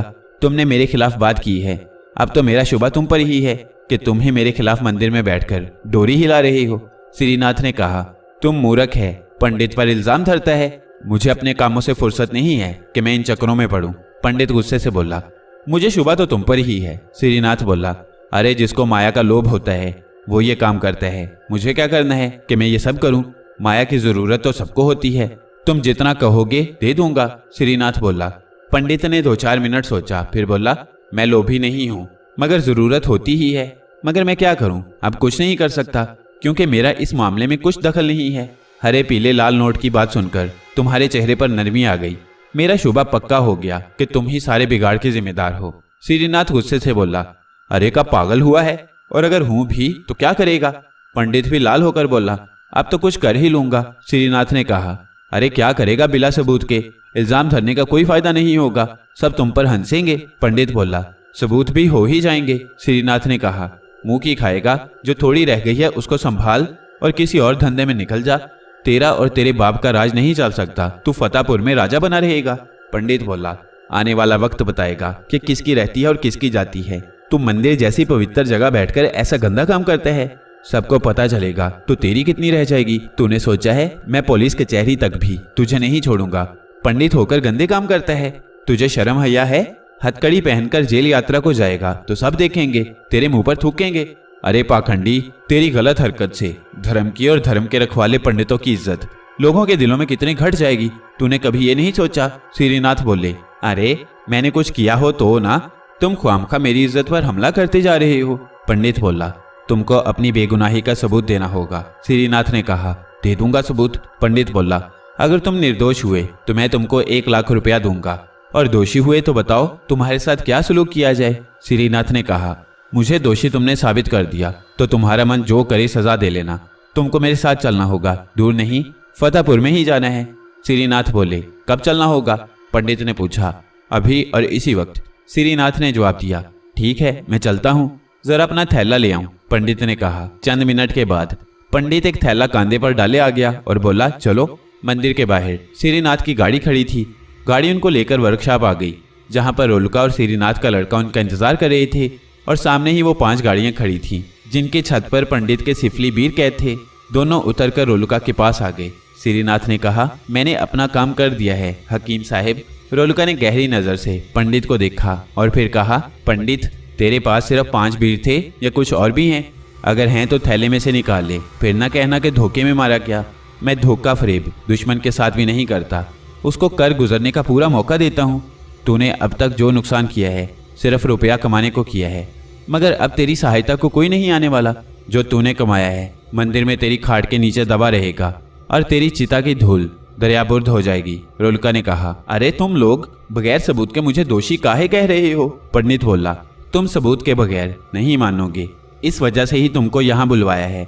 लो फिर पहला सबूत। रोलुका ने एक गाड़ी की तरफ उंगली उठाकर कहा, भूत नंबर 1 आ जा। किसी को कुछ नजर नहीं आया। रोलुका और पंडित को वो नजर आ रहा था। रोलुका ने कहा, बोल, तू किसका गुलाम है? भूत ने पंडित की तरफ उंगली उठा दी। पंडित जोर से बोला, ये झूठा है, मेरा गुलाम क्यों होने लगा? रोलुका ने दूसरी गाड़ी के भूत से भी यही सवाल किया, उसने भी यही जवाब दिया। पंडित फिर जोर से बोला, ये झूठा है। पंडित की और रोलुका की बातचीत सब सुन रहे थे, सिर्फ भूत और उसकी आवाज उनको नहीं आ रही थी। 5 सिफली के गंदे बीरों ने पंडित की तरफ इशारा किया और हर दफा पंडित ने इनकार किया। फिर उसने बीरों से कहा, मैं तुम सबको आजाद कर दूंगा, तुम सब मिलकर इससे मनवाओ कि तुम इसके हुक्म पर काम करते थे। अगर ये ना मानना तो तुम सब मारे जाओगे। रोलुका का इतना कहना था कि पंडित की चीखों पुकार शुरू हो गई। सामने कोई नजर नहीं आ रहा था, मगर पंडित जमीन पर नाच रहा था और दर्द के मारे बुरी तरह डकरा रहा था। अरे छोड़ दे, हाय मार डाला। अरे जरा रुक तो, सांस तो लेने दे, मैं कहता हूँ हाथ तो रुक। मगर उनके रुकते रुकते भी पंडित जमीन पर बुरी तरह जख्मी पड़ा था। फिर पड़े पड़े खुद बोला, अब ना मार, कहता हूँ हाँ ये मेरे ही गुलाम हैं, मगर बेगैरतों ने मेरी पिटाई कर दी है। सबने उसका कहा हुआ सुना। रोलुका ने श्रीनाथ से पूछा, मैं अगर ये ड्रामा ना करता तो शायद आपके धर्म के बहुत से लोगों को यकीन ना आता, क्योंकि धर्म के मामले में आदमी जज्बाती होता है। मैं पंडित को कोई सजा नहीं देता, इसको मारा है तो इसके गुलामों ने मारा है। मेरी सजा सिर्फ ये है कि इसकी जो शक्ति है छीन लेता हूँ। अब ये कभी कोई गंदा इल्म हासिल नहीं कर सकेगा। और रहे इसके ये 5 गुलाम, इनको चील कौवे खा जाएंगे और आसमान पर चील कौवे नजर आने लगे। आप अगर अपने तौर पर धर्म के असूलों के मुताबिक पंडित को सजा देना चाहते हैं तो मैं मना नहीं करता। मेरा काम खत्म हुआ, खराबी की जड़ उखड़ गई है। रोलुका को बहुत रोका गया, मगर वो दिल्ली रवाना हो गया। निब्बन खान शाह जहांपुर के मोहल्ले लोदीपुर में रहते थे। उनके बाप बिसात खाने का सामान एक साइकिल पर लादकर फरोख्त किया करते थे। उनकी साइकिल एक चलती फिरती दुकान थी। हैंडल के ऊपर एक स्लीब नुमा लकड़ी लगा दी थी, उस पर अजार बंद और इसी किस्म की बहुत सी चीज़ें लटकी रहती थीं। कैरियर पर एक पेटी रखी थी, उसमें मोजे, बुनियान, सुई, धागे, रुमाल और ना जाने क्या क्या भरा रहता था। उनकी दुकानदारी औरतों से ज़्यादा थी, इसलिए उनकी ज़रूरत की चीज़ें ज़्यादा थी। वो आवाज़ नहीं लगाते थे। साइकिल में उन्होंने एक घंटी लगा रखी थी, जो कि उसके अगले पहिए के साथ मुंसलिक थी। साइकिल चलती थी तो घंटी खुद ब खुद टन टन करती थी। वो साइकिल पर बैठते कभी नहीं थे, क्योंकि साइकिल की सीट पर भी कुछ न कुछ धरा होता था। दूर ही से नजर आता था कि साइकिल क्या है, पूरी दुकान है। आदमी ईमानदार थे, उधार में पड़ते नहीं थे। सब काम उनके जुबानी थे, किसी को उधार देकर याद रखते। लिखना पढ़ना उनको आता नहीं था, मगर हाफजा ऐसा कि एक एक पाई उनको याद रहती थी। निब्बन को उन्होंने बड़ी कम उम्री से साथ रख लिया था। उस जमाने में तालीम का रिवाज कुछ ज़्यादा ना था। लोदीपुर मोहल्ले में तो ये रिवाज बिल्कुल ही नहीं था। निब्बन बाप के साथ साथ रहता, औरतों का सामान दिखाता और माल बेचता। 10 साल की उम्र को आते आते वो बाप के सारे काम सीख गया, मगर बाप ने उसको अपने साथ ही रखा और कारोबार के गुर उसको बताता रहा। औरतों की नफ्सियात के बारे में बेटे को उसने खूब अच्छी तरह समझा दिया। उनसे भाव करने और वसूली का तरीका भी बता दिया। उधार किसको नहीं देना, कहाँ से वसूल होगा, कहाँ पर नहीं, ये सब निब्बन के कोर्स में शामिल था। निब्बन जब ज़रा और बड़ा हुआ तो उसको ये भी पता चल गया कि उधार लेने को कुछ औरतें क्या क्या हथकंडे इस्तेमाल करती हैं और फिर टालने को क्या क्या तरीका इस्तेमाल करती हैं। दुकानदार को बड़ा होशियार रहने की ज़रूरत है। अगर वो सबको उधार देगा, उसका सारा असासा उधार में चला जाएगा और दुकान खाली हो जाएगी। माल नहीं होगा तो फिर दुकान कहाँ रहेगी। निब्बन के बाप की उम्र बढ़ रही थी, मगर निब्बन जवान हो गया था और बाप का पूरा कारोबार उसकी समझ में आ गया था। उसने इतनी तरक्की की कि अपने लिए एक ठीला 4 पहियों का बनवाया, उस पर एक लकड़ी का कैबिन बनाया और उसमें दुकान बना ली। उसमें माल भी ज़्यादा आ गया और माल वापस रखने की मेहनत भी कम हो गई। घंटी उसने भी लगाई क्योंकि वो तो उसकी पहचान थी। उसके पास बिसात खाने के सामान के अलावा अच्छे किस्म के साबुन, मंजन, तौलिए और बढ़िया किस्म का सामान जो औरतों के इस्तेमाल का होता वो भी था। वो दूर दूर जाता था जहाँ पर उसका बाप कभी नहीं गया। वो उन मोहल्लों में भी चक्कर लगाता था। करीब का इलाका उसने बाप के लिए छोड़ दिया था और अपनी दुकानदारी का तरीका भी बदल दिया था। वो बहुत कम उधार देता था, ज़्यादातर नकद माल फरोख्त करता था। अगर उधार ज़रूरी हुआ भी तो घर बार देखकर उधार करता था और बाकायदा अपने पास इंदराज करता था और वसूली की तारीख लेता था और उस तारीख पर वसूल करता था। नए नए इलाके उसने मुंतखब कर लिए थे। कुछ ही दिन में उसकी दुकानदारी चमक गई। वो हर रोज़ किसी मोहल्ले में नहीं जाता था। उसने दिन मुकर्रर कर लिए थे कि किस दिन कहाँ जाना है। उसके ग्राहक भी उसका इंतज़ार करते थे। उसके अलावा घर में उसकी एक बहन सुरैया थी और माँ थी। बाप बूढ़ा हो रहा था। शाम को जब वो वापस आता तो बहुत थका हुआ होता था। हालांकि वो ज़्यादा फेरी भी नहीं करता था। निब्बन का कारोबार बढ़ गया था। घर का खर्च वही देता था। वो रात को बाप के पास आता था। बाप बहुत कमज़ोर हो गया था। उसने बाप से कहा, अब्बा तुम अब फेरी ना किया करो, घर पर आराम करो, मैं सब कर लूँगा। बाप ने ये सुना तो उसका सीना चौड़ा हो गया। उसका लगाया पौधा फल देने लगा था। मगर मेरी आदत हो गई है बेटा, मैं घर में क्या करूँगा, अब तुम आराम करो, तुमने बहुत काम कर लिया। निब्बन ने कहा, अभी बहुत काम बाकी है, बेटे की शादी करनी है, सुरैया की शादी करनी है। बाप ने जवाब दिया, तो मना किसने किया है, कर लेना सब काम, मैं जो कमा रहा हूँ, जितनी ज़रूरत होगी पूरी करूँगा। घर पर रहो, आराम करो और खाओ पियो, अब तुम काम नहीं करोगे। निब्बन ने कहा। बाप का दिल बाग बाग हो गया। वो हंसकर बोला, तेरा पैर मुझसे बड़ा हो गया है, मैं कितना खुश नसीब हूँ कि अपने दरख्त के फल खा रहा हूँ। तेरी माँ की एक ख्वाहिश है, मेरी भी है, बोल पूरी करेगा। बाप शकूर ने कहा, तुम हुक्म करो, मैं ज़रूर पूरी करूँगा। निब्बन ने जवाब दिया, तेरी अम्मा कहती है तेरी शादी हो जाए, घर में बाहर आ जाएगी। अब्बा मैं इनकार नहीं करता, आप जो मुनासिब समझो करो, मगर कम से कम मुझे 2 साल का वक्त और दो ताकि मेरे कदम ज़रा और जम जाएं। मेरा इरादा दुकान करने का है, मैंने बात भी कर ली है। बड़े बाजार में दुकान मिल गई तो ठीला चलाने से जान छूट जाएगी, फिर उस दुकान को सेट करना है। तुमको तो पता ही है, ठीले वाले से ज़्यादा इज्जत दुकानदार की होती है। शादी पर खर्च हो जाएगा तो ये काम मुश्किल नहीं नामुमकिन हो जाएगा। शादी के बाद अखराजात में भी इजाफा होगा, फिर दुकान का ख्वाब कभी पूरा नहीं होगा। निब्बन ने पूरी बात बता दी। निब्बन का बाप शकूर ये सुनकर बहुत खुश हुआ और बोला, बेटा दुकान का ख्वाब तो मेरा भी था मगर पूरा नहीं हुआ, अब तू पूरा कर, मैं रोकूंगा नहीं।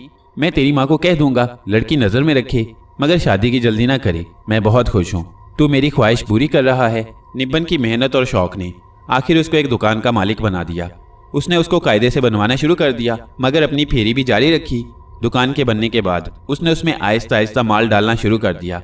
बाजार में उसका हाथ साफ था, लेन देन में खरा था, इसलिए उसकी दुकान बहुत जल्द भर गई। उसमें ज़्यादातर माल उसने उधार लिया और फिर अल्लाह ने शकूर को ये दिन भी दिखाया कि उन्होंने दुकान में फातिहा खानी करवाई और पूरे बाजार में मिठाई तकसीम की गई और निब्बन मियाँ अच्छी बड़ी दुकान के मालिक बन गए।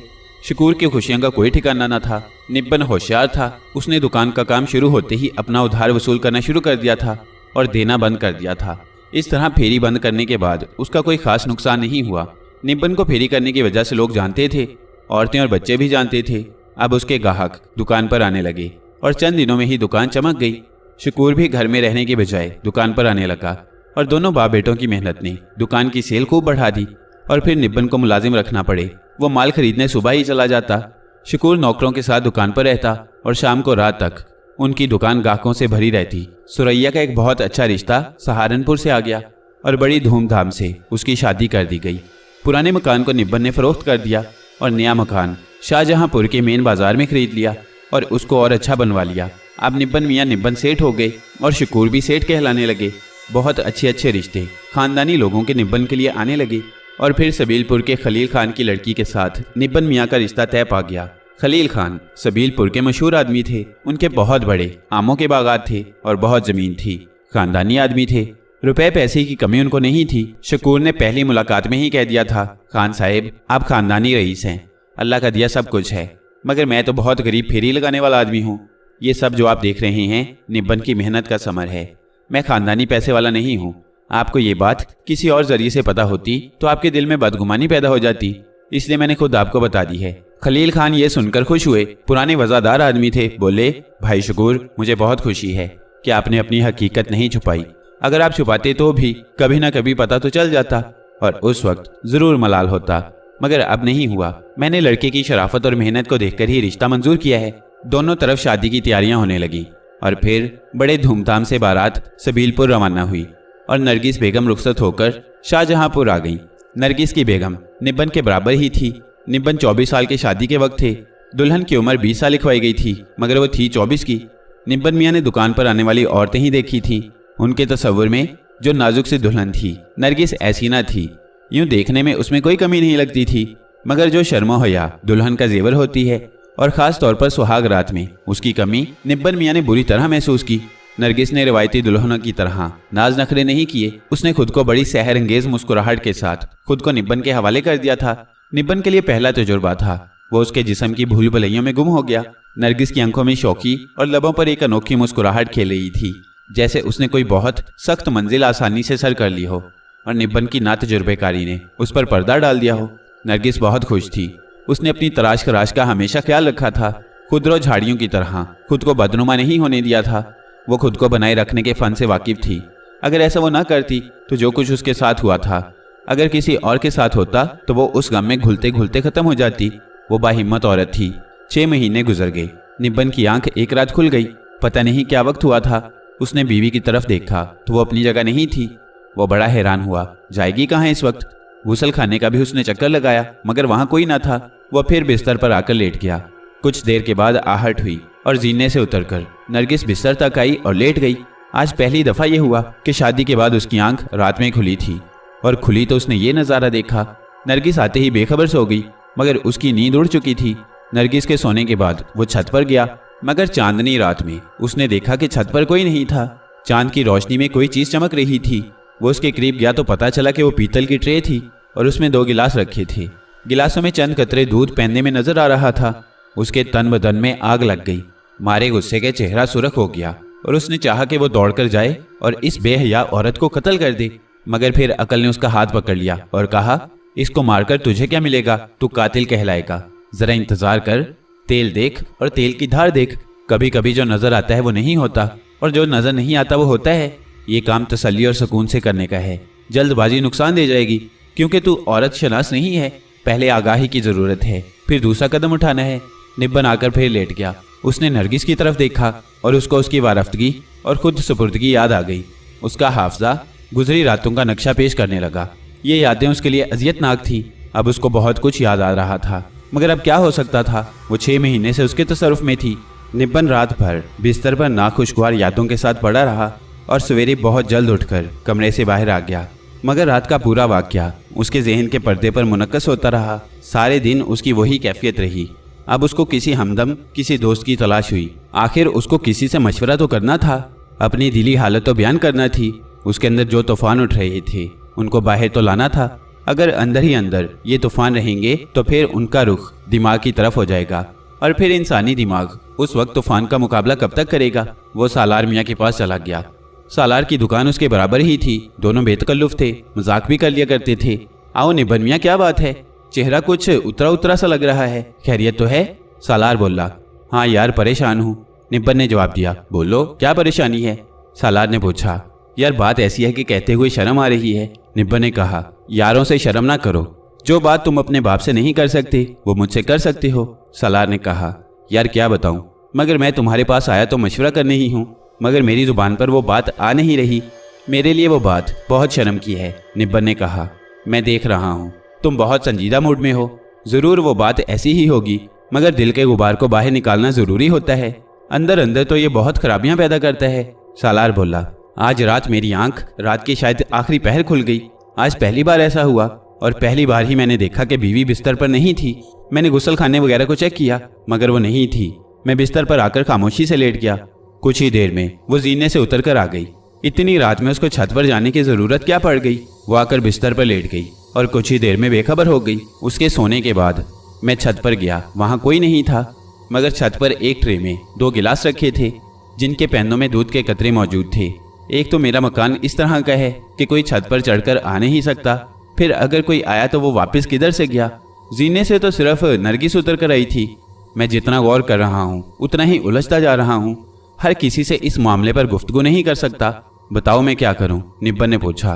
तुमको पूरा यकीन है कि तुमने जो बयान किया है वही कुछ हुआ है? सालार ने पूछा। मुझे पूरा यकीन है, मैंने जो देखा है बयान किया है, निब्बन ने जवाब दिया। मामला संगीन नजर आता है मगर दिमाग को इस्तेमाल करने की ज़रूरत है। जिस अंदाज में तुम सोच रही हो सकता है इस तरह ना हो। बाज़-औक़ात ऐसा हो जाता है, इसलिए ज़रूरी है कि इसकी पूरी छानबीन की जाए, फिर कोई कदम उठाया जाए। सालार ने पूछा। तुम बताओ मैं क्या करूं? निब्बन बोला। तुम रोज़ाना कब सोते हो? सालार ने पूछा। दुकान से आने के बाद खाना वगैरह खाकर रात 10 बजे अपने कमरे में जाता हूँ। कुछ देर बीवी से बातचीत करता हूँ, फिर 1 गिलास दूध पीकर बिस्तर पर लेट जाता हूँ और बहुत जल्द सो जाता हूँ और रात में मेरी आंख नहीं खुलती।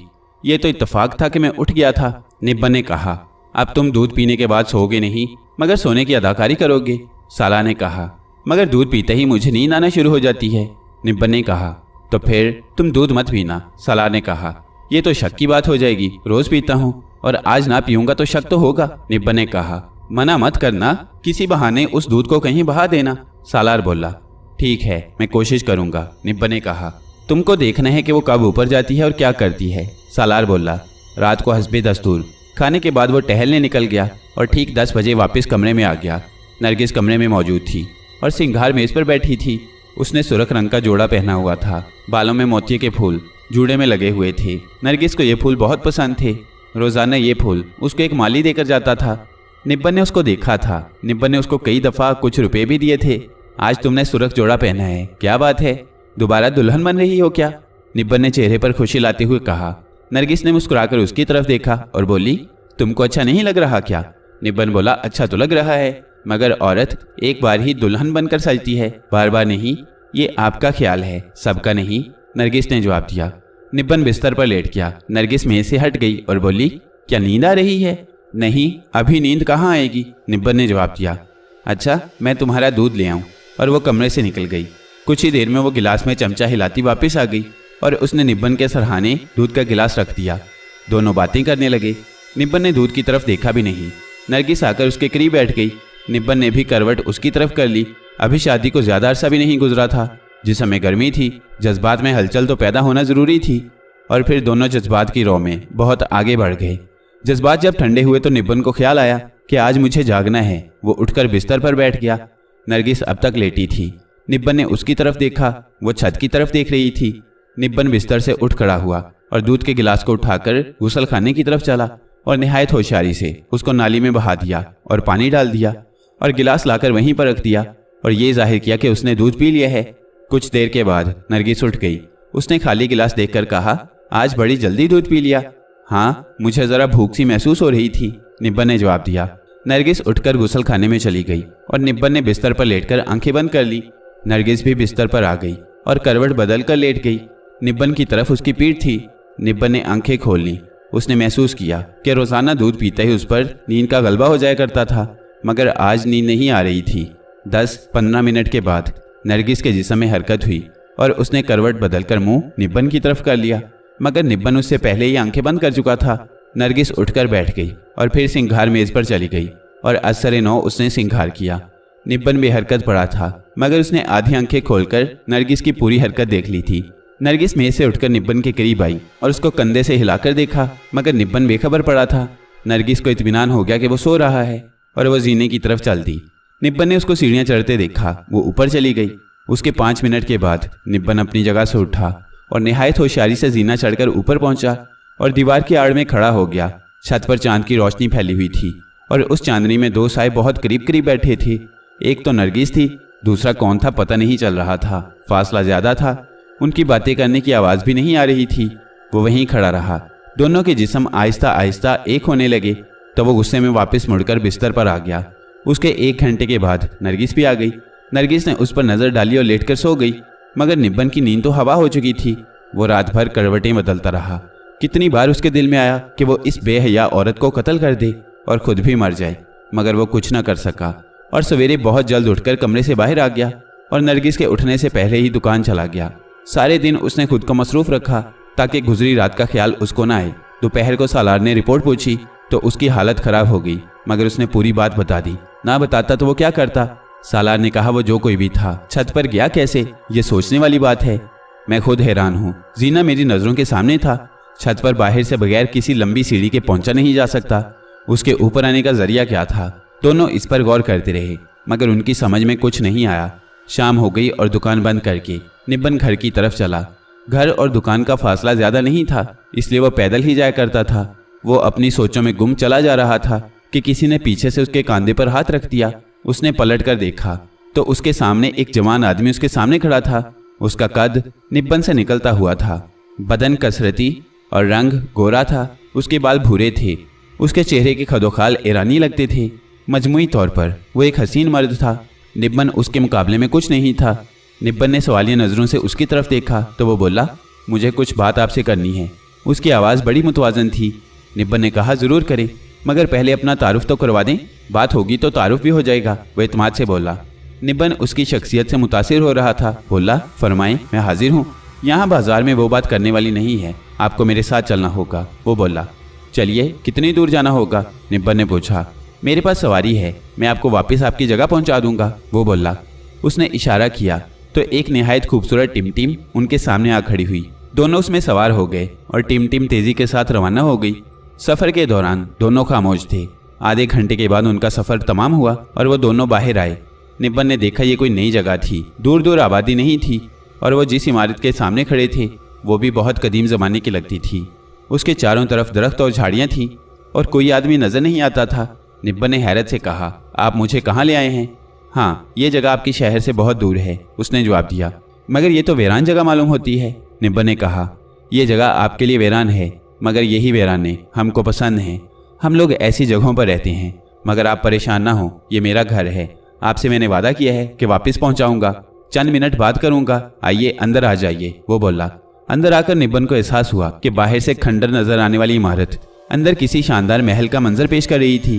पूरे महल में रोशनी थी, झाड़ फानूस लगे हुए थे और भीनी भीनी खुशबू हर तरफ फैली हुई थी। सुरख पत्थर का एक निहायत शानदार तख्त पड़ा था। उसके गिर्द बड़ी नफीस कुर्सियां रखी थी। वो दोनों उन कुर्सियों पर बैठ गए। उनके बैठते ही किसी तरफ से एक खादिम हाथ बांधकर उनके सामने आ खड़ा हुआ। आप क्या शौक फरमाएंगे? वो बोला। निब्बन का दिमाग ठिकाने पर नहीं था। उसके साथ ये वाकयात जिस अंदाज में शुरू हुए और उसका मेज़बान जो अब तक मुअम्मा बना हुआ था। क्या मैं किसी आसिफ में फंस गया हूँ? वो कमज़ोर हिसाब का मालिक नहीं था, मगर इन हालात में वो क्या कर सकता था?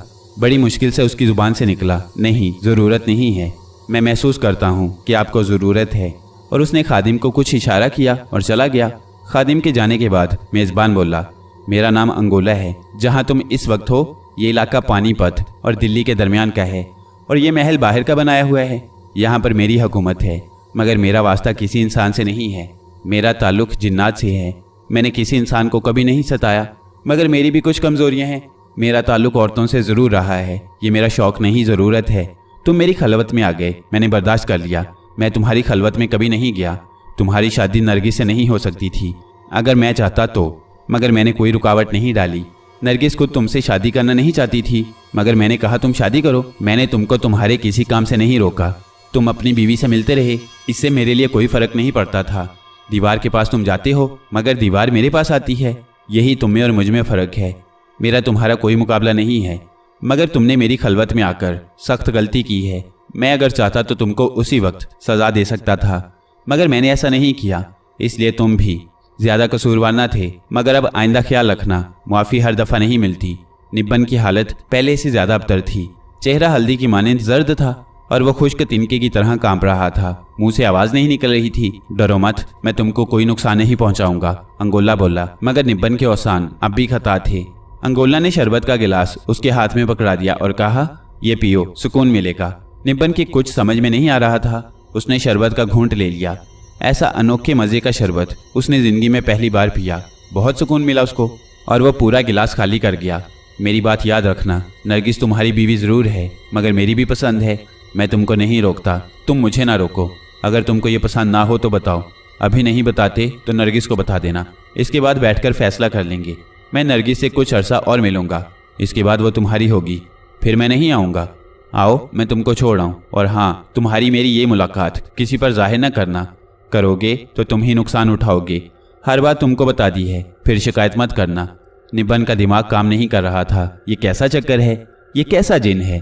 मैंने तो सुना है जिन जिस औरत पर आशिक होता है उस औरत के साथ किसी मर्द को बर्दाश्त नहीं करता। फिर नरगिस ने मुझसे शादी कर ली, वो देखता रहा, इसने कुछ नहीं कहा। वो मेरे पास बीवी की हैसियत से रहती है, वो कुछ नहीं कहता, उसको रुकावट नहीं होती, वो मेरा दुश्मन नहीं बना। उसने ठीक कहा था, वो मेरी खलवत में कभी नहीं आया, हालांकि उसका आना मुश्किल ना था। निब्बन का दिमाग काम नहीं कर रहा था, अनहोनी हो रही थी। अब तो वो पाबंद कर दिया गया था, वो ये सब सालार को भी नहीं बता सकता था। सारे दिन वो दुकान पर खुद को मसरूफ रखने की कोशिश करता रहा। शाम को घर आ गया। नरगिस ने पूछा, क्या बात है, आज तुम थके थके से लग रहे हो? निब्बन ने उसकी तरफ देखा मगर जवाब नहीं दिया। नरगिस बोली, मैं जानती हूँ तुम क्यों परेशान हो। निब्बन ने हैरत से उसको देखा और पूछा, तुम क्या जानती हो? तुम मेरी वजह से परेशान हो। नरगिस ने जवाब दिया। निब्बन समझ गया कि उसको अंगोला ने बता दिया है मगर बोला कुछ नहीं। मैं मशीन नहीं हूँ, औरत हूँ, गोश्त और हड्डियों की बनी हुई। जिस तरह तुम हो, तुम जान गए हो कि अंगोला इंसान नहीं, वो एक जिन है, और जिन भी अपने इलाके का मालिक। वो अपने कबीले का सरदार भी है और उसकी बीवी भी है। मगर वो मेरे पास भी आता है और मेरे साथ जिस्मानी मिलाप भी करता है, मगर सिर्फ एक माह में एक दफ़ा। वो रोज़ आता है मगर मिलाप सिर्फ एक दिन होता है और वो चांद की 14वीं रात होती है। इसके अलावा वो मुझसे दूर रहते हैं। तुम मुझसे उस रात दूर रहना, ये अंगोला की रात होती है। उसने मुझसे कह दिया है कि मैं तुमको बता दूं। मुझे नहीं पता कि उसने ये तारीख क्यों मुकर्रर की है। उसने मेरी तुम्हारी शादी में कोई रुकावट नहीं डाली, किसी को परेशान नहीं किया, तुमको भी परेशानी नहीं हुई। बस इतना ही मुझे पता है। तुम भी उसकी मजीद कुरीद करने की कोशिश ना करो, क्योंकि तुम जो हो, अंगोला का मुकाबला तुम नहीं कर सकोगे। और अगर तुम मेरा उससे मिलना बर्दाश्त ना कर सको तो मुझे छोड़ दो। मैं खुद से अंगोला को नहीं छोड़ सकती, तुम इसको मेरी मजबूरी समझ लो। नरगिस ने उसको और ज्यादा परेशान कर दिया। हर तरफ से उसके रास्ते बंद थे। वो अपना दुख किसी को बतला नहीं सकता था। नरगिस का पता नहीं चलता था कि वो खुशी से अंगोला के साथ थी या किसी मजबूरी ने उसको बांधा हुआ था। अंगोला का किरदार भी समझ में नहीं आ रहा था। वो रहमदिल नजर आता था, कभी जालिम नजर आता था। वो किसी की बीवी पर काबिज था और इस तरह के शायद कोई यकीन ना करे। नरगिस ने उसको ये भी बता दिया कि ये सिलसिला शादी से 5 साल पहले से जारी है। इस पर भी वो हैरान था और बात थी भी हैरत की। इंसान खाकी है और जिन्नात आग से बनाए गए हैं, उन दोनों का मिलाप नहीं हो सकता। अगर होगा तो नुकसान इंसान का ही होगा। मगर नरगिस उसके सामने थी, वो अब भी तंदुरुस्त तवाना थी। शादी के वक्त जैसी थी वैसे ही अब भी थी। निब्बन का दिमाग हर जगह जाकर अटक जाता था। किसी से मशवरा करना, कुछ बताना, अंगोला को नाराज करना था और उसकी नाराजगी खतरनाक थी। दिन गुजरते रहे। हर रोज नरगिस छत पर उसके सामने जाती रही। अब नरगिस को जरूरत नहीं थी कि दूध में बेहोशी की दवा निब्बन को पिलाए। निब्बन भी जानता था कि वो कहाँ जा रही है। वो रोज सूली पर चढ़ता था, रोज अजियतनाक कांटों पर सोता था। दिन ब दिन उसकी हालत खराब हो रही थी। कोई दवा उस पर असर नहीं करती थी। आखिर उसको इलाज की गर्ज से उसका बाप दिल्ली ले गया। यहाँ पर भी कई हकीमों ने उसका इलाज किया मगर फायदा कुछ ना हुआ, क्योंकि उसका मर्ज ही पता नहीं चलता था। और आखिर हकीम वकार के मतब में वो आ गया। हकीम साहब ने उसका मुआयना किया मगर बीमारी का कुछ पता नहीं चला।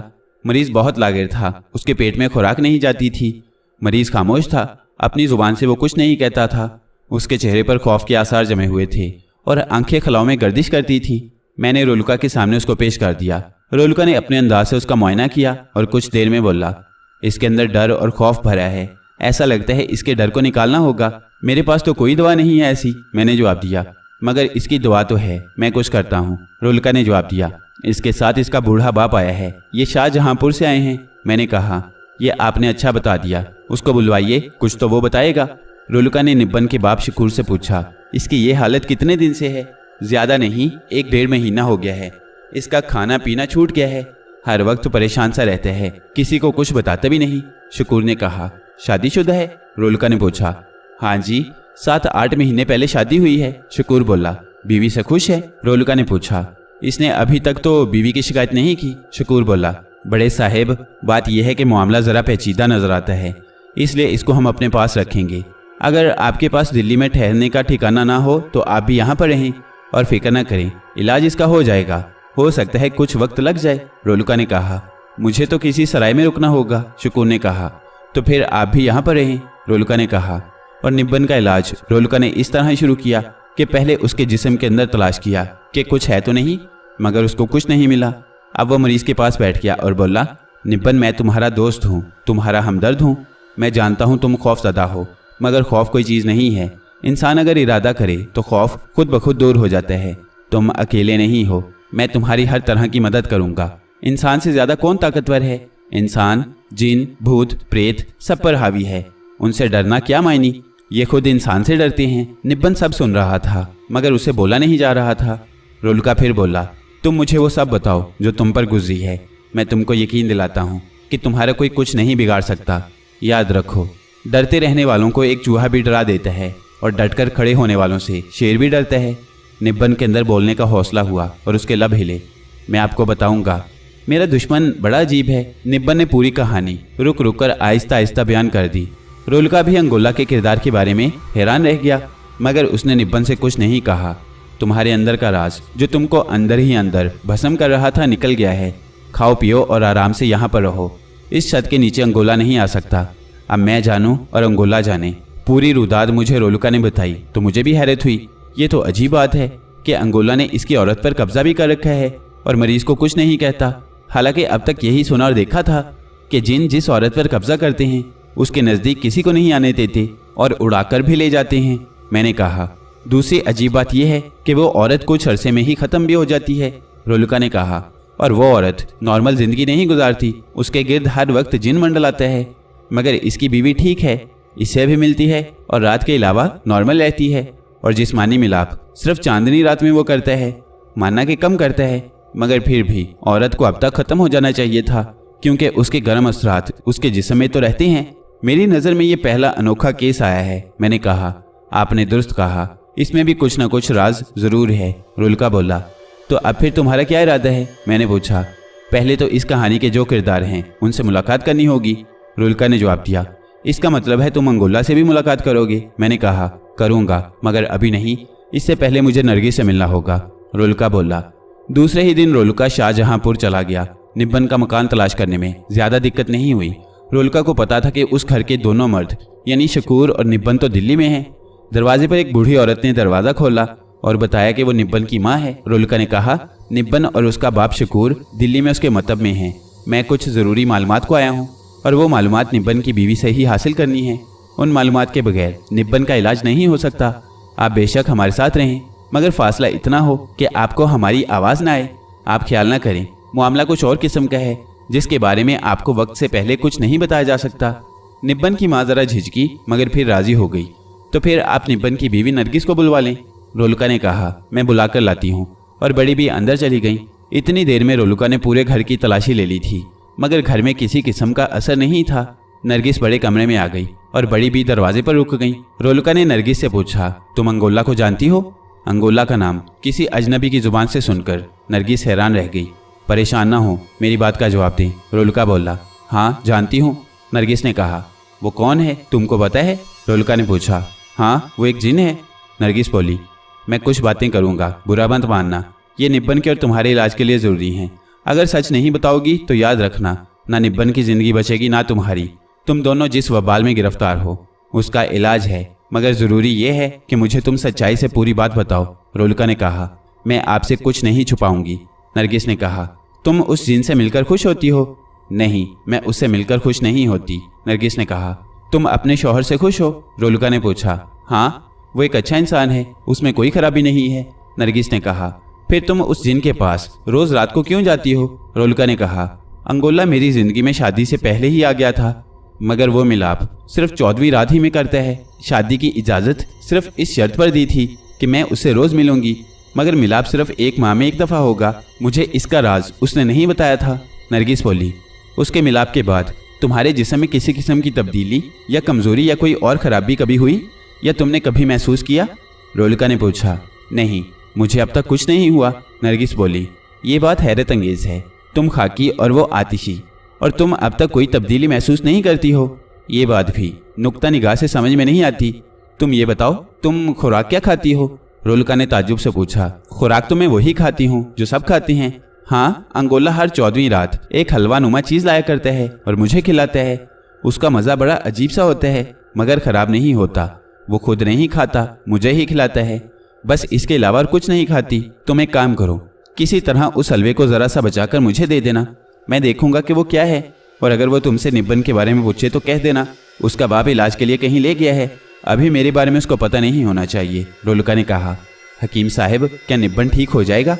नरगिस ने पूछा। वो ज़रूर ठीक हो जाएगा, रोलका बोला। और मेरी जान अंगोला से छूट जाएगी? नरगिस बोली। ज़रूर छूट जाएगी। मेरे साथ ताउन करोगी तो?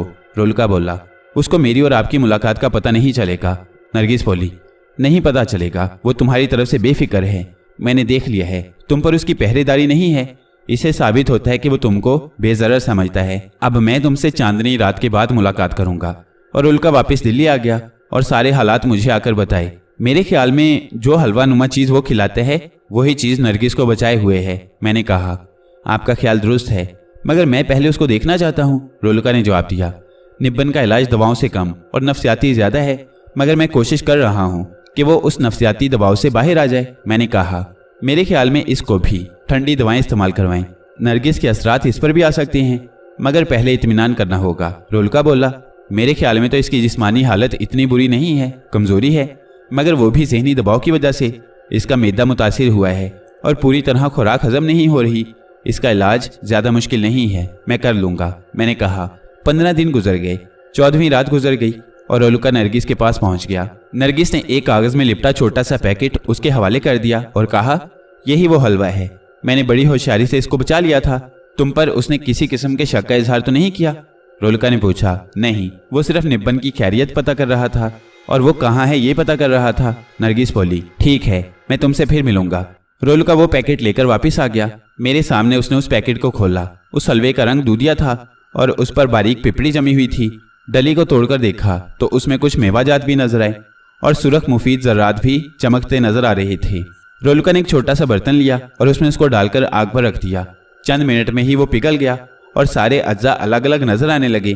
फिर उसने एक छन्नी में उनको छानकर अलग अलग कर दिया और उनको अलग रख दिया। चंद मिनट के बाद ही छना हुआ पानी फिर जम गया। रोलका ने उसको अपनी जुबान पर जरा सा लेकर रखा और मुस्कुराकर बोला, ये तो वही है। मैंने कहा, वही क्या? रोलका बोला, वही जो मैं कुछ दिन पहले एक फल लाया था और उसके गूदे की मालिश मरीज के जिस्म पर उसके जिस्म की गर्मी खत्म करने को की थी। इसमें फ़र्क सिर्फ ये है कि मैं कच्चा फल लाया था और पके हुए फल का गूदा है, और इसकी तासीर और उसकी तासीर में ज़रा सा फ़र्क होता है। ये फौरी असर करता है और वो ज़रा देर में असर करता है। खासियत दोनों की एक है, मगर अंगोला ने इसका हलवा इस तरह बनाया है कि ये काबिल इस्तेमाल हो गया है। गर्मी के असरात को उसने बड़ी हिकमत से ज़ायल किया है। इसका मतलब ये हुआ कि उसने नरगिस को कोई नुकसान नहीं पहुंचाना चाहा है, मगर बात अभी भी साफ नहीं। रोलका बोला। अगर वो इतना ही नेक नफ्स है कि वो नरगिस को और उसके शौहर को नुकसान नहीं पहुंचाना चाहता, तो फिर उसने नरगिस से ताल्लुक़ ही क्यों रखा है? मैंने पूछा। इसलिए मैंने कहा है कि बात अभी साफ नहीं हुई, रोलका बोला।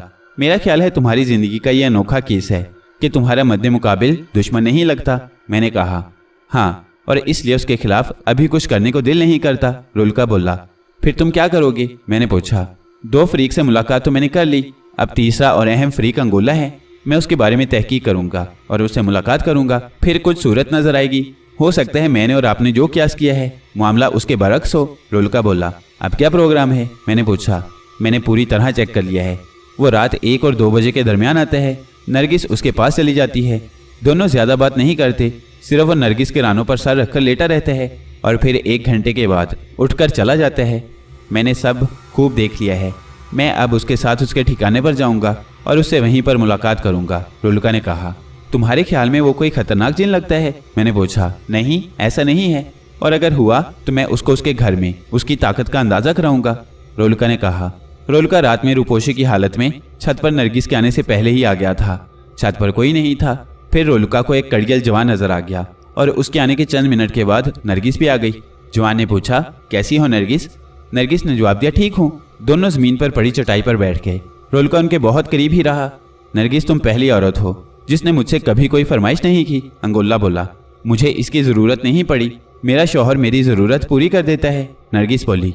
तुम मुझसे खुश नहीं हो, अंगोला बोला। तुम्हारे सामने मेरी खुशी क्या मायने रखती है? अगर ना खुश हूं तो भी तुम अपनी ज़रूरत पूरी करोगे, इसलिए मेरी मर्जी का सवाल ना करो। नरगिस ने कमाल जुर्रत से जवाब दिया। तुमने दुरुस्त कहा है, मगर मेरी ज़रूरत मेरी मजबूरी है। मैं तुमको उसके बारे में बता भी नहीं सकता, मगर तुम मुझे मजबूर समझकर माफ़ कर देना, अंगुल्ला बोला। वो तो मैं एक अरसे से करती आ रही हूँ, नरगिस ने कहा। कुछ दिन और बर्दाश्त करना होगा, फिर मैं तुमको आज़ाद कर दूंगा, अंगुल्ला बोला। ये तुम सालों से कह रही हो, मगर मुझे अब परवाह नहीं। मुझे फिक्र सिर्फ अपने शौहर की है। कौन मर्द होगा जो ये सब बर्दाश्त करे? जो वो कर रहा है, उस गम ने उसको बीमार कर दिया है, नरगिस ने उदासी से कहा। तुमको मैं क्या बताऊं, हर कोई अपनी अपनी जगह मजबूर है, मैं भी और तुम भी, अंगुल्ला बोला। इस किस्म की बातों में 1 घंटा गुजर गया और अंगुल्ला उठकर बैठ गया और बोला, अब मेरे जाने का वक्त हुआ, मैं जाता हूँ। और वह छत से कूद गया, मगर रोलका उसके बहुत ही करीब रहा। चंद मिनट के सफर के बाद वो एक वीरान महल के सामने खड़े थे। उसको देखते ही महल का बड़ा दरवाजा खुल गया और वो अंदर दाखिल हुआ, मगर उसके साथ रोलका भी था। इसका अंदाजा किसी को न था। अंदर रोशनी थी। वो सीधा एक कमरे में गया। वो कमरा भी रोशन था। एक बहुत बड़े पलंग पर एक निहायत हसीन औरत बैठी थी। उसके मुकाबले में नरगिस कुछ नहीं थी। अंगुल्ला के अंदर जाते ही उस औरत ने कहा, यह सिलसिला कब तक चलेगा? मैं कब तक जलती कुड़ती तुम्हारा इंतजार करूंगी? अगर किसी रोज गुस्सा आ गया तो उस बदबख्त को उसके घर जाकर चबा जाऊंगी। जरा सब्र करो बेगम, तुम मेरी मजबूरी जानती हो, फिर भी इतना गुस्सा करती हो, अंगुल्ला बोला। आखिर मेरा भी तुम पर हक है, मैं भी जज्बात रखती हूँ, बेगम बोली। बिल्कुल तुम्हारा हक है, मैं तुम्हारे जज्बात का एहतराम करता हूँ, मगर तुम मेरी मजबूरी भी जानती हो, फिर तो इतना गुस्सा ना करो, अंगुल्ला ने जवाब दिया। कितने साल गुजर गए, कब तक ये सिलसिला चलेगा? बीवी बोली। मैंने जिंदगी में एक गलती की थी, उस गलती की सजा भुगत रहा हूँ, अंगुल्ला बोला। तुमने उस गलती के बारे में मुझे कभी नहीं बताया, बेगम बोली। इसलिए नहीं बताया कि वो मेरा काबिल तारीफ फेल नहीं था, अंगुल्ला बोला। तुम्हारी उस गलती की सजा मैं कब तक बर्दाश्त करूंगी, ये तो बता दो, बेगम ने कहा। मैं तुमसे शर्मिंदा हूँ कि मेरा ख्याल है कि अब वक्त आ गया है कि मैं तुमको वो गलती भी बता दूं। मैं तुमसे अब ज्यादा पर्दा रखना नहीं चाहता, अंगुल्ला बोला। बताओ, मैं सुन रही हूँ। तुमको पता है कि हमारी कौम के कुछ कबाइल ऐसे हैं कि वो जहाँ रहते हैं वहाँ पर हम लोग नहीं रह सकते। कुछ इतने सर्द इलाकों में बर्फपोश पहाड़ों पर रहते हैं कि हमारा गुजर वहाँ नहीं है। कुछ आतिशफिशा पहाड़ों के धानों में रहते हैं, उनमें गर्मी की कुव्वत बर्दाश्त कमाल की होती है। वालिद के ज़माने में मैं सैलानी था, जहाँ जहाँ हमारी आबादियाँ थी मैं वहाँ जाया करता था। तो एक दफ़ा मैं जावा सुमाट्रा के आतिशफिशाओं के धानों तक चला गया। मैं हैरान था कि हमारी कौम के लोग उन धानों में आबाद थे। मेरी मुसीबत का आगाज़ भी वहाँ पर ही हुआ। मैं नौजवान था, मुझ पर कोई जिम्मेदारी न थी। उस गर्म तरीन थाने की हसीन तरीन दोशीज़ा से मेरी मतभेड़ हो गई। मैं उसके हुस्न का दीवाना हो गया और उसके गिर्द परवाने की मानंद चक्कर लगाने लगा और फिर मेरा उससे मिलाप हो गया। मगर उस मिलाप के बाद मैं उस बस्ती में ना रह सका। वहाँ के दस्तूर के मुताबिक मुझे उसके साथ रहना था, मगर मेरे जिस्म में आग जल चुकी थी। उस हसीना के जिस्म की गर्मी ने मेरे अंदर आग का अलाव रोशन कर दिया था। मैं पहली फुर्सत में वहाँ से निकल भागा और अपने घर आ गया। मेरे वालिद मरहूम ने मेरी हालत देखी तो सारे मामले को समझ गए। उन्होंने मुझसे कोई सवाल न किया और वो मुझे एक हकीम के पास ले गए। हकीम ने मेरी हालत देखी और एक फल मेरे वालिद को लाने को कहा। वो कहाँ से मिलेगा इसका पता भी उनको बता दिया और मेरा इलाज शुरू हुआ। कुछ रोज़ के बाद इतना हुआ कि मेरे अंदर आग की जो हिद्दत थी वो कम होने लगी और फिर आग की हिद्दत ख़त्म हो गई। मगर हकीम साहब ने बता दिया कि ये अब शादी के काबिल नहीं है। अब भी जो औरत इसके करीब आएगी इसके अंदर की गर्मी बर्दाश्त ना कर सकेगी। 10 साल मेरा इलाज होता रहा। मेरी दवाएं वही हकीम बनाते थे और वालिद वो दवाएं लाते थे। 10 साल के बाद उन्होंने कहा अब इसकी आजमाइश करना होगी। इस आजमाइश के लिए उन्होंने मुझे आज़ाद कर दिया कि मैं आदमजात की औरत पसंद करूं। मगर हकीम साहब ने कहा आदमजात के लिए तो तुम सख्त खतरनाक हो। एक तो तुम आतिशी और फिर तुम्हारे अंदर जायद गर्मी। वो औरत इस गर्मी को बर्दाश्त ना करके अपनी ज़िंदगी खो देगी। इसके लिए उन्होंने एक हलवानुमा दवा बना दी कि उस औरत को ये दवा खिलाई जाए। इसके खाने से औरत का बदन बर्फ़ की मानंद हो जाएगा। तुम्हारी गर्मी उस पर असरअंदाज ना होगी। मैंने उस दवा को इस्तेमाल किया, वो दवा कारगर थी और तुमसे शादी कर ली। हकीम साहब का कहना है कि मैं पहले उस औरत के बर्फ़ जैसे जिस्म को अपने करीब करूं, फिर तुम्हारे पास आऊं और चांद की ठंडी रोशनी में उस दवा के खिलाने के बाद उसके ठंडे जिस्म की कुर्बत हासिल करूं। इस तरह तुम हर खतरे से दूर हो जाती हो। मैंने तुमको ये अब तक नहीं बताया था। मैं मानता हूँ कि मेरी एक गलती ने मुझे बहुत बड़ी सजा दी थी। मेरे साथ आदमजात की उस औरत को भी परेशानी हुई। उसके शौहर को सदमा पहुंचा। तुमने मुझ पर शक किया और मैं वालिद मोहतरम के सामने शर्मिंदा हुआ, मगर मेरे वालिद ने मेरी कौम के सामने मुझे शर्मिंदा नहीं होने दिया। अब तुम क्या करोगे? उस आदमजात के पास जाओगे? बेगम ने पूछा। हाँ जाऊंगा, उसका शुक्रिया अदा करने, मैंने उसको जो दुख दिया है उसका अजाला करने। शोहर का दुख तो मैं दूर नहीं कर सकता, इस पर मैं हमेशा शर्मिंदा रहूंगा। अंगोला बोला। तुम खुद को अब कैसा पाती हो? बेगम ने पूछा। बहुत बेहतर हूँ, अब मुझे आदमजाद की ज़रूरत नहीं, सिर्फ दवाएं और तुम मेरे लिए बेहतर हो। अंगोला बोला। अंगोला अपनी बेगम की तरफ बढ़ा और रोलका कमरे से बाहर आ गया। वापस आकर उसने नरगिस को बता दिया कि अब अंगोला जिन तुम्हारे पास नहीं आएगा। तुम अगर जिस्म में कुव्वत या किसी किस्म की परेशानी महसूस करो तो मेरे पास आ जाना। रोलका दिल्ली आ गया और निब्बन को खुशखबरी सुना दी। अब वो जिन नहीं आएगा, तुम बिल्कुल सेहतमंद हो, फिर भी मेरी ज़रूरत हो तो ज़रूर याद करना। रोलका ने पूरी कहानी सुनाई तो मैं हैरान रह गया।